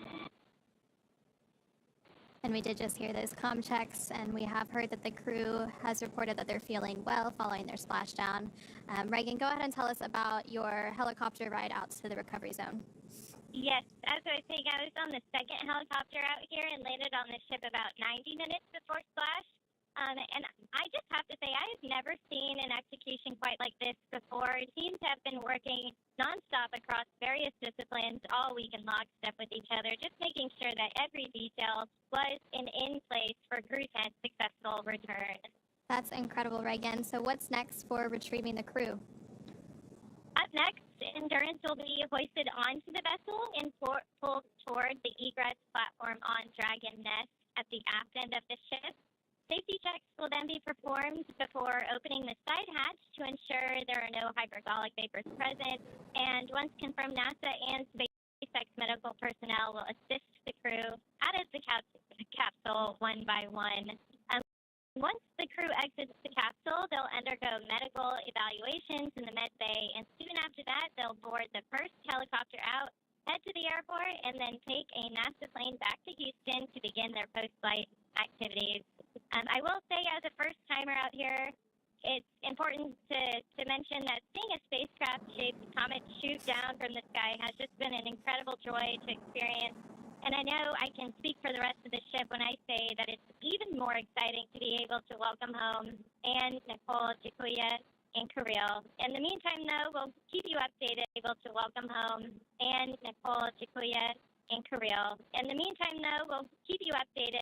Thank you so much, Reagan. It's incredible to hear your point of view and your perspective from the recovery ship, the Shannon, an invaluable point of view to have for today's broadcast. Towards the end of Reagan's comments, she did actually mention the Dragon nest, where Dragon will be hoisted up onto, and you can see a little bit of a live view there on the edge of your screen. So that is where Dragon will lift up onto once it's ready, and then once it's safely there, we'll actually move inward a little bit. And then from there, the hatches will be opened and the crew will be extracted out. During the extraction of the crew, they are typically assisted, and that's completely normal. And that's completely normal during these operations. Again, they have been in the microgravity environment for about 5 months. And so some reconditioning needs to take place to reacclimate themselves to Earth's gravity.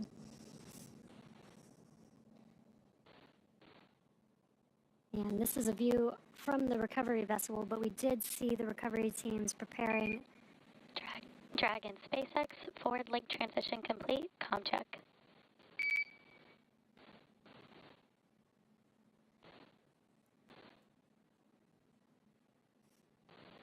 SpaceX Dragon, we have you clear with a slight echo.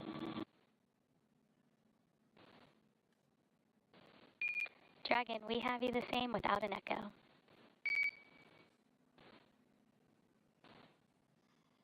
Sounds like they are trying to. Copy. Echo but readable. Trying to update the comms link, as we did hear an echo from the Crew-10 crew as they were talking to the core. But now it sounds like we may have reversed the echo, where we're not hearing it any longer, but the crew is now hearing the core on an echo. So I'm sure they're going to continue to troubleshoot that to get some clear comms during these last few moments of recovery. Currently, Crew-10 is still inside of Dragon, still in the ocean, waiting to be lifted onto the recovery ship. The recovery team is rigging up the spacecraft in preparation for that lift, basically adding the straps necessary to lift Dragon out of the water, which will be lifted with the hydraulic lift on the recovery ship, and then into that nest that we were seeing earlier. Then they'll translate to that deck that we saw on the recovery vessel. And then finally, the hatch will open. They'll take their first breath of fresh air in a little under 5 months. And so you are seeing a live look inside the SpaceX Mission Control here in Hawthorne. As soon as we have good views of the recovery again, we will of course share those with you. Sometimes the cameras and the equipment out there just has to be restationed to get some better views during these recovery operations. So again, the crew did splash down aboard the Dragon Endurance spacecraft at 8:33 a.m. Pacific, 11:33 a.m. Eastern, a little under 20 minutes ago. And so it does take about 30 minutes until the recovery ship fully arrives out there, and that's also around the time that that rigging of the Dragon capsule will be complete. So a little bit after 9 a.m., we should see that rigging fully completed, the recovery vessel right up next to Dragon and being prepared for that hoist. And you can see that live look there of the recovery ship, the Shannon. which has made its way out to the splashdown zone. And you can see Dragon Endurance spacecraft, which currently has the Crew-10 astronauts seated inside as they get closer and closer to each other to prepare for that lift onto the recovery ship. And again, this splashdown took place off the coast of San Diego, California today. It was the first West Coast splashdown and recovery of a NASA crew, and the last crewed recovery for a SpaceX mission was Axiom Mission 4 just last month.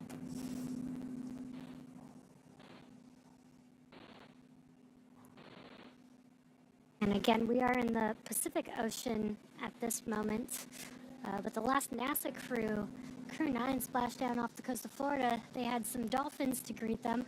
It sounds like from Reagan's point of view, they saw some whales, some dolphins, even a shark out there. So we got a lot of sea members waiting for this crew to come back home. Giving them a warm greeting back to Earth with the animals that are only here. Dragon SpaceX rigging complete. Approximately 5 minutes until capsule lift.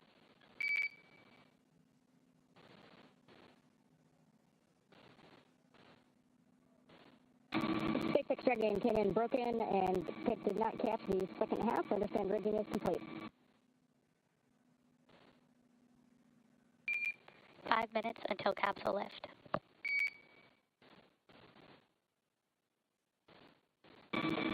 Copy, 5 minutes.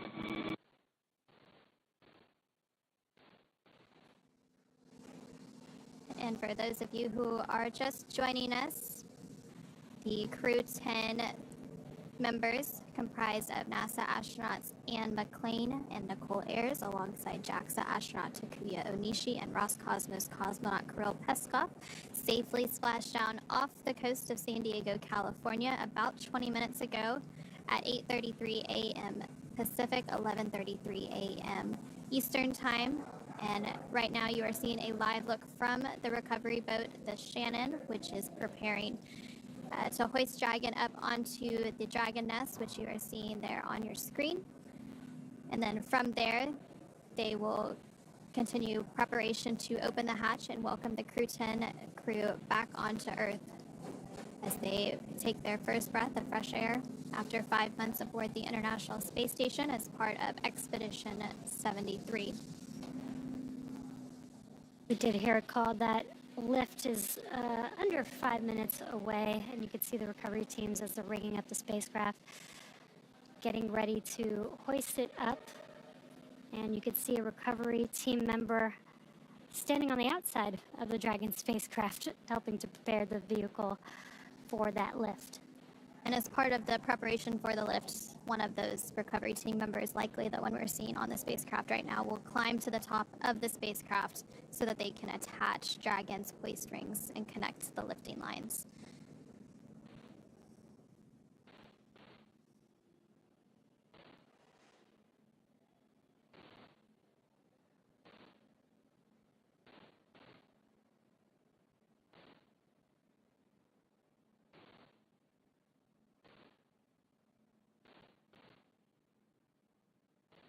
So recovering a spacecraft is a very complex operation.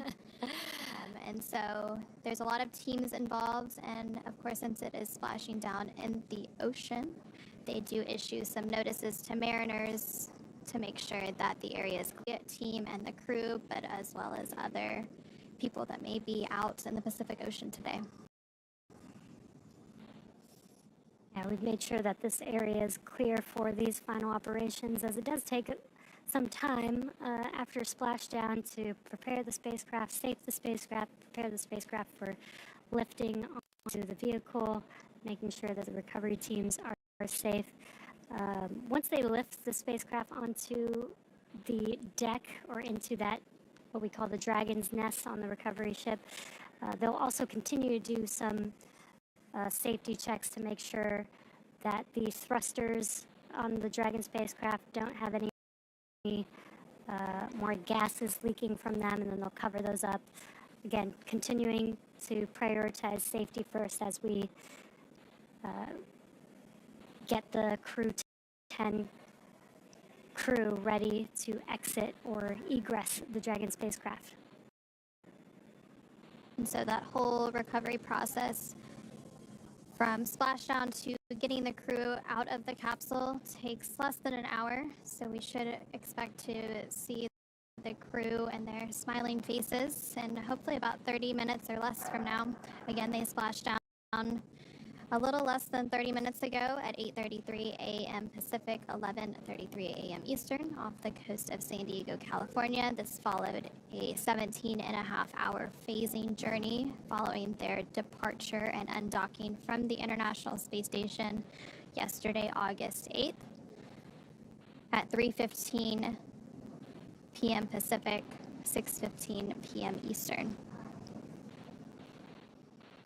And so you can see that line that is connected from the recovery ship onto Dragon as it tugs its way in, and that recovery crew member making its way to the top of the Dragon Endurance spacecraft.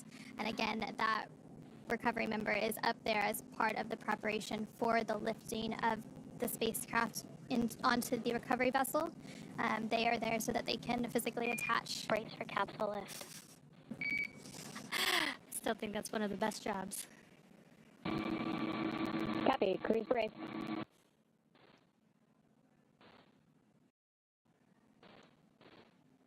So they have physically attached those hoist rings and connected the lifting lines, and now they are preparing to lift the Dragon Endurance spacecraft onto the Shannon recovery boat momentarily. And you did just see that live look of the recovery member as he jumped off of the spacecraft and into the Pacific Ocean and is now back on one of the fast boats. And those fast boats were some of the initial recovery ships or recovery vehicles out at the splashdown location. And again, we heard those comms to the crew, notifying them to prepare for the lift. Again, they can't see very much outside of the spacecraft, so knowing what operations are happening helps them understand what those moves that they're feeling are, so they know what to expect.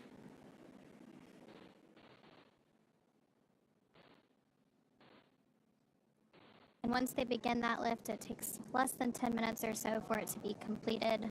And so it'll be safely inside that basket there at the end of the ship where the dragon's egg, or dragon's nest is what it's known as.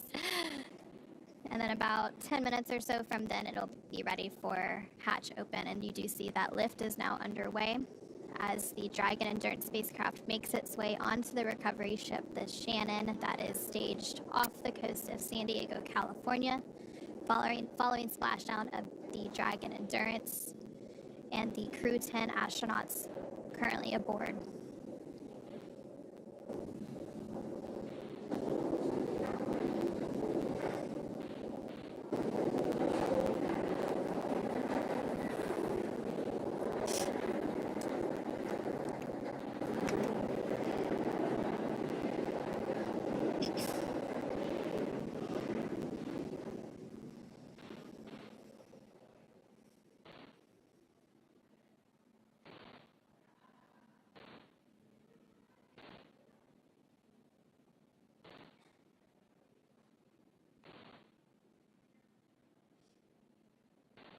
And as this is happening, the crew is still strapped in to their seats with the 5-point harnesses. And they'll remain strapped in through the translation of the spacecraft to the deck and until the medical officer actually greets them. Then they will begin to unbuckle themselves and start egressing the spacecraft. And so Dragon will remain in the nest during the crew extraction and then for the journey back to port. So that lift of the Dragon Endurance spacecraft just happened. Stand by for translation to egress platform.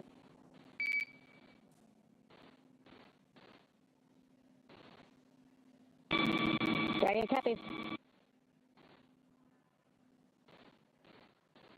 And so that lift of the Dragon Endurance spacecraft is now complete. You can see it there on your screen safely in the nest on the recovery ship. And so that translation to bring it forward and closer into the ship to then prepare to open the hatches will begin momentarily.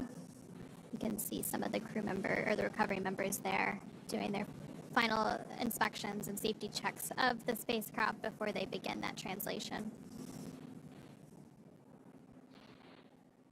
And then once that translation of the spacecraft is complete on the SpaceX recovery ship, the hatches will be opened, and we do expect that to take place probably in about 10 to 15 minutes from now. And once open, a SpaceX medical doctor will be the first one to check in on Anne McClain, Nicole Ayers, Takuya Onishi, and Kirill Peskov, and see if they are ready for egress or getting out of the spacecraft. And while Dragon's top hatch is used to connect to the space station, the astronauts will actually egress or exit from Dragon's side hatch, pending capsule orientation in the water. Of course, we did see that it splashed down in orientation 1, so that the nose cone was facing up, which is the preferred orientation. And so before opening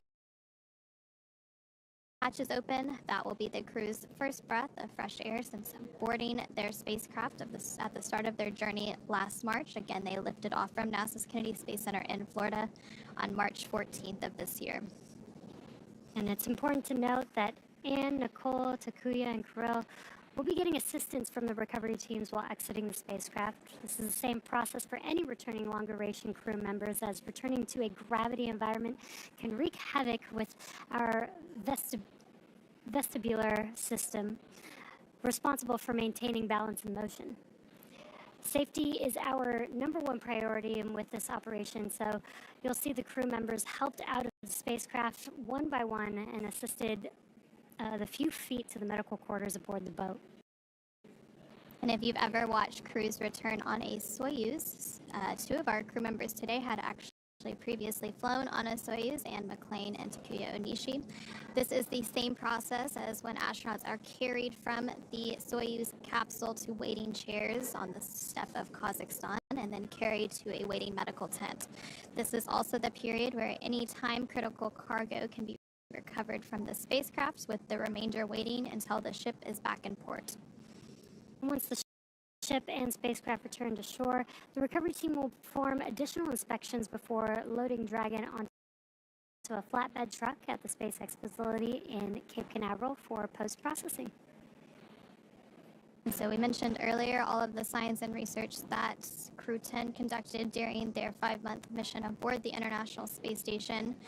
So in addition to some of the physical and biological science experiments that they conduct, they too themselves are human research subjects. So a lot of teams work to gather samples from the crew throughout their mission to see how the microgravity environment of space actually impacts the human body. So NASA does have the Human Research Program, which is responsible for a lot of that science and investigation. But of course, there's also researchers outside of NASA that use the microgravity environment aboard the International Space Station to conduct their science and research. We do have the International Space Station National Laboratory that helps to facilitate a lot of that other research as well. And those research experiments, especially with the human body, are extremely important, especially for, we call these long-duration missions 5 to 6 months long, but if we're going to be going to the moon, planets like Mars, we're going to need to stay a lot longer, and we're going to need to know how to keep the human body healthy throughout that time. What happens in these microgravity environments, and how can we better prepare the humans for going on these even longer duration missions.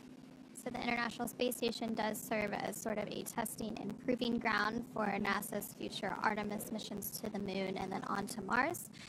Of course, we can't necessarily do all science and research in the microgravity environment due to various factors. So teams on the ground also do what are known as analog research experiments. Also, a lot of that is based out of our Human Research Program. So one of those, known as the Human Exploration Research Analog, or HERA, does some isolation and confinement research inside of an analog setup that's supposed to simulate a spacecraft. Another one of those analogs is known as CHIPEA, or the Crew Health and Exploration Research Analog, which actually simulates a stay on the surface of Mars for about a year. So while this International Space Station does do a lot of great research, some of that research can also be done on the ground in preparation for those long-duration exploration missions to the moon and Mars. And you can see on your screen, the Dragon spacecraft is now translating forward to that deck that we saw earlier. Again, that deck is the height just below the hatch, which will make it a lot easier for the crew to egress the spacecraft. And so right before that translation took place, a couple of the recovery team members did do some final safety checks of the spacecraft to ensure that it was safe and ready to go for additional people to approach the spacecraft and to begin those hatch open preparations and operations to get Crew-10 out of the spacecraft and back on Earth.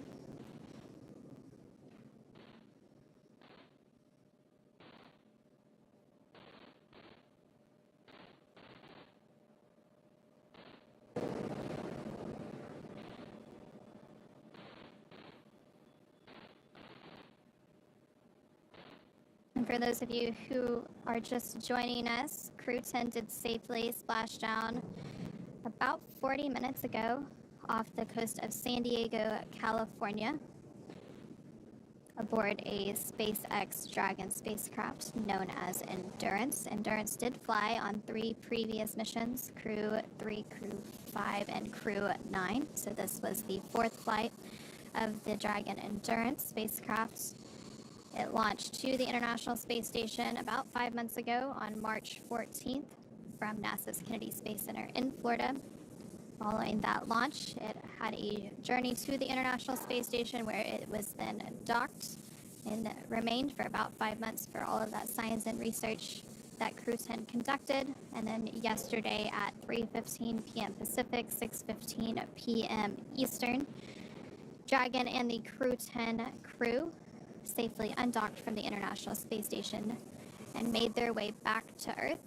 They had an about 17.5-hour journey from that undocking until their splashdown, which again took place at 8:33 a.m. Pacific, 11:33 a.m. Eastern today.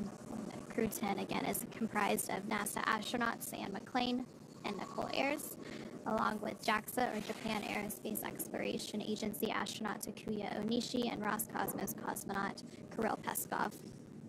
And so we are now just standing by for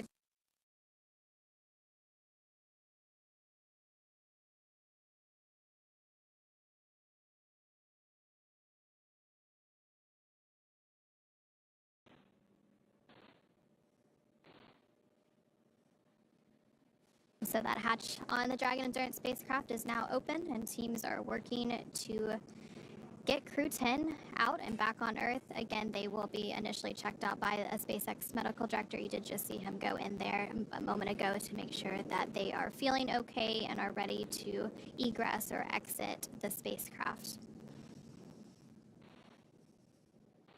We are also seeing the recovery crew install that hatch seal protection.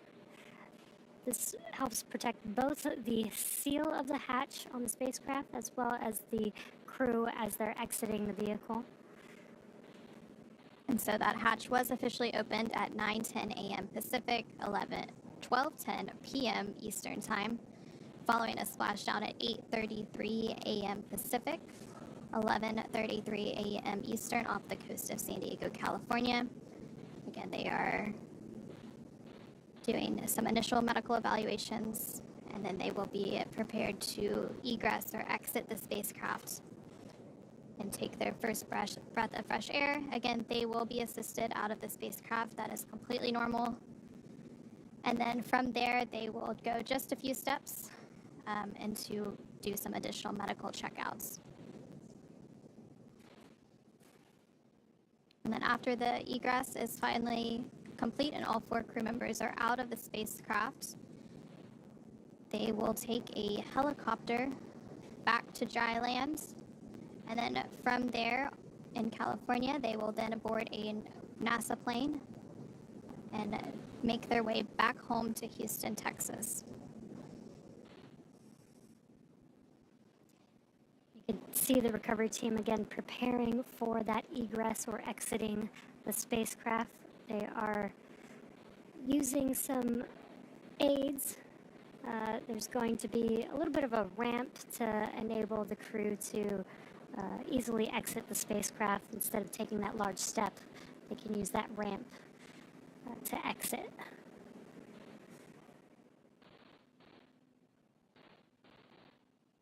And recovering the crew is a bit of a joint operation. So we do have team members from NASA's Flight Operations Directorate out there, as well as NASA's Commercial Crew Program, and some flight surgeons from the NASA and international partners that will be prepared to retrieve and receive the crew following their egress or exit from the spacecraft. So it'll be nice to see some familiar faces, friendly faces, as they've worked with all of these teams in preparation for their space flight, and they will be greeting them upon their return.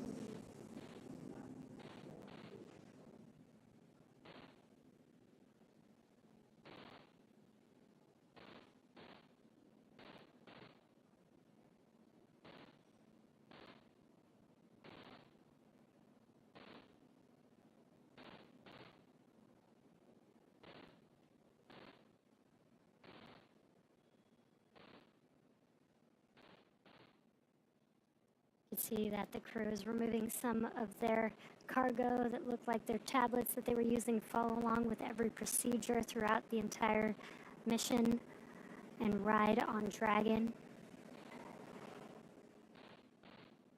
And after the crew is extracted or egressed out of the spacecraft, they will remove some additional cargo that's time critical. Often that is cargo that needs to be chilled for whatever reason, scientific samples and such that need to be in a specific environment, so that will be immediately offloaded after the crew exits the spacecraft, and then any additional cargo will be offloaded after it makes its way back to port off the coast of San Diego, California.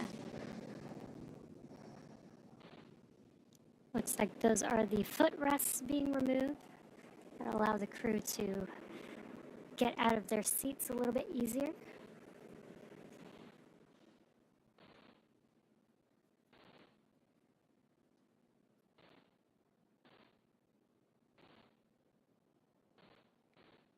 You do see one of those beds or slides that they use to help extract the crew, so we should see some of that egress taking place momentarily.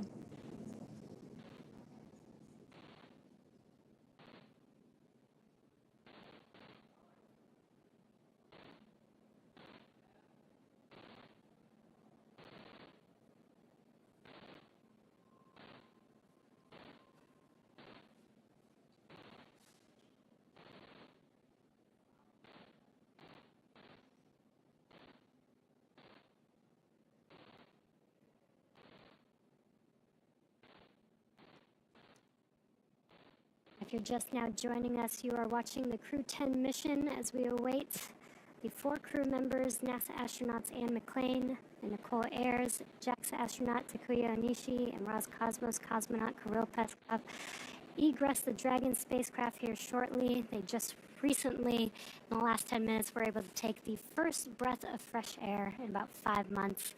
So we're excited to see them stand with gravity for the first time in 5 months. And so they will likely be assisted, so we might not see the first steps, but they will be assisted out of the capsule.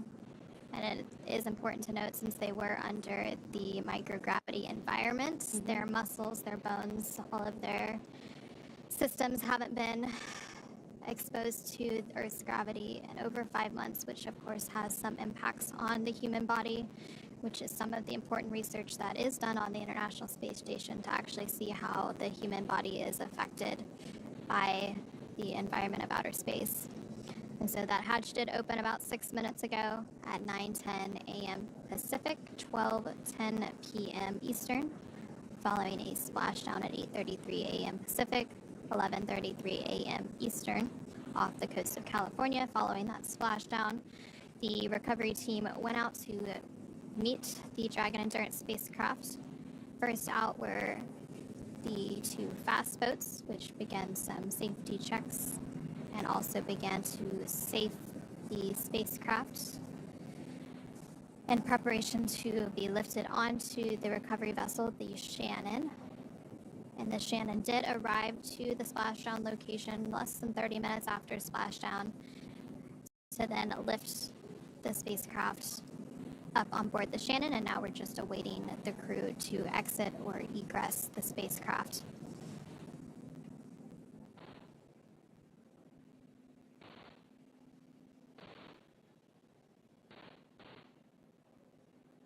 It does look like they are preparing for that crew egress here in just a moment.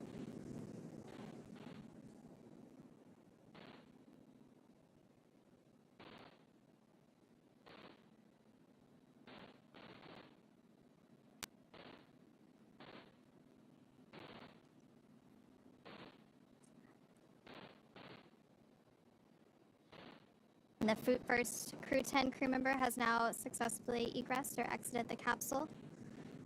And that is NASA astronaut Anne McClain. She looks very excited to be back on Earth, given an arm pump. And the other 3 crew members should be following behind here shortly.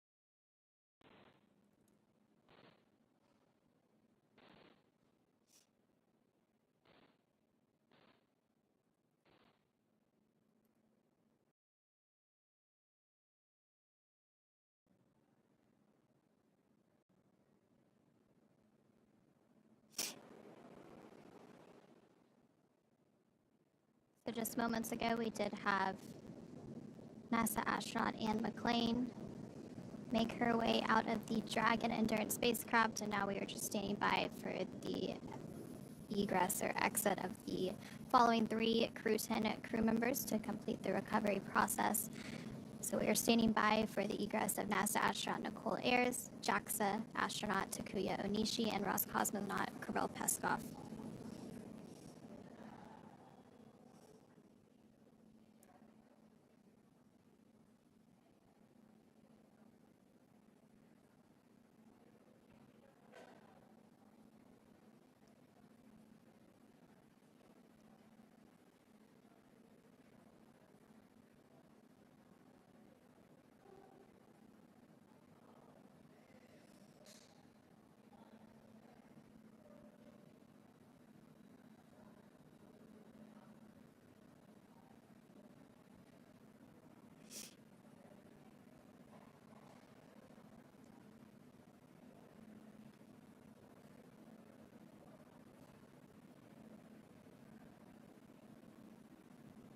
And the second Crew-10 crew member has successfully egressed the capsule, and that is NASA astronaut Nicole Ayers. So both NASA astronauts Anne McClain and Nicole Ayers have successfully egressed or exited the capsule. Anne McClain served as the Crew-10 commander, and Nicole Ayers served as the Crew-10 pilot for this mission. So the final 2 crew members that we are awaiting are JAXA astronaut Takuya Onishi and Roscosmos cosmonaut Kirill Peskov.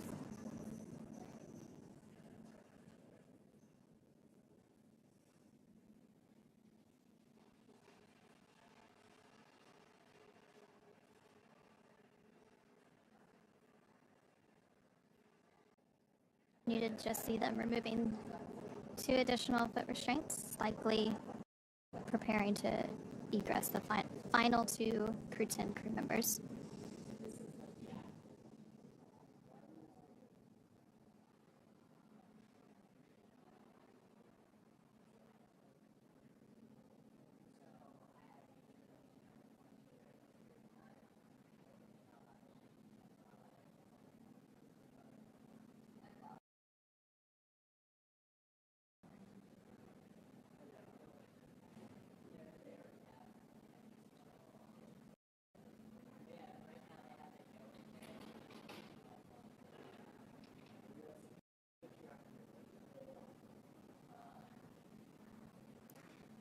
you're just now joining us, NASA astronauts Anne McClain and Nicole Ayers have already egressed or exited the Dragon Endurance spacecraft. And again, we are waiting for the final 2 Crew-10 members to exit. JAXA astronaut Takuya Onishi and Roscosmos cosmonaut Kirill Peskov are still inside of the Dragon spacecraft. And so the crew did complete a 148-day mission, with 146 of those days docked to the International Space Station. During that time, they completed more than 2,300 orbits around the Earth, traveling more than 62.7 million statute miles. And NASA astronaut Anne McClain, who was the first to exit the spacecraft, has now totaled 352 total days in space. This was her second space flight. Her previous mission was aboard a Soyuz spacecraft. And then this was the first space flight for NASA astronaut Nicole Ayers, who was the second to exit the spacecraft. So she now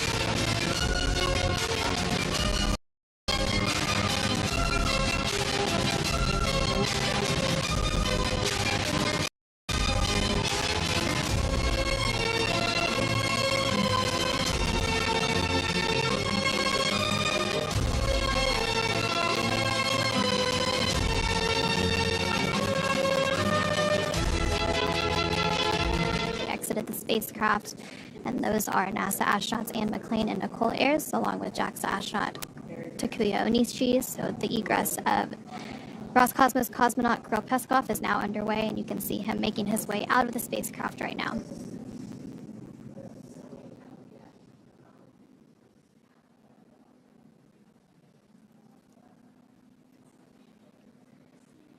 And there you have Roscosmos cosmonaut Kirill Peskov waving as he takes his final or initial steps on Earth, and he will now be taken back to some additional medical checks. And with that, all 4 Crew-10 crew members are safely back on Earth. They have all egress. And so now that NASA astronauts Anne McClain and Nicole Ayers, along with JAXA astronaut Takuya Onishi and Roscosmos cosmonaut Kirill Peskov, are safely back home on planet Earth and getting checked out by the NASA medical team, we are going to go ahead and wrap up our live coverage of their return. After a successful liftoff and separation from Falcon 9 back on March 14th, Crew-10 made their way on board Dragon to the International Space Station and completed a 148-day mission in space. NASA astronauts Anne McClain and Nicole Ayers conducted one spacewalk during their 5 months in space on May 1st, relocating a space station communications antenna in the initial mounting bracket installation steps for an IROSA, or International Space Station Rollout Solar Array, that will arrive on a future SpaceX commercial resupply services mission.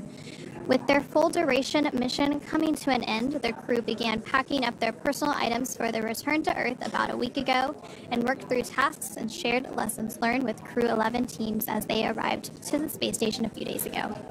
Their journey home began when they closed the hatch to Dragon and undocked from the space station at 3:15 p.m. Pacific or 6:15 p.m. Eastern Time on Friday, August 8th. After 4 successful departure burns and a phasing burn to line up their orbit, and Nicole, Takuya, and Kirill rested for a few hours before waking up to prepare for re-entry this morning. Dragon performed an approximately 17.5-minute long deorbit burn to send Dragon on a path home. That burn ended at 7:57 a.m. Pacific Time, 10:57 a.m. Eastern, and this was followed by trunk separation and Dragon's final on-orbit maneuver, closing of the nose cone at 8:02 a.m. Pacific Time, 11:02 a.m. Eastern.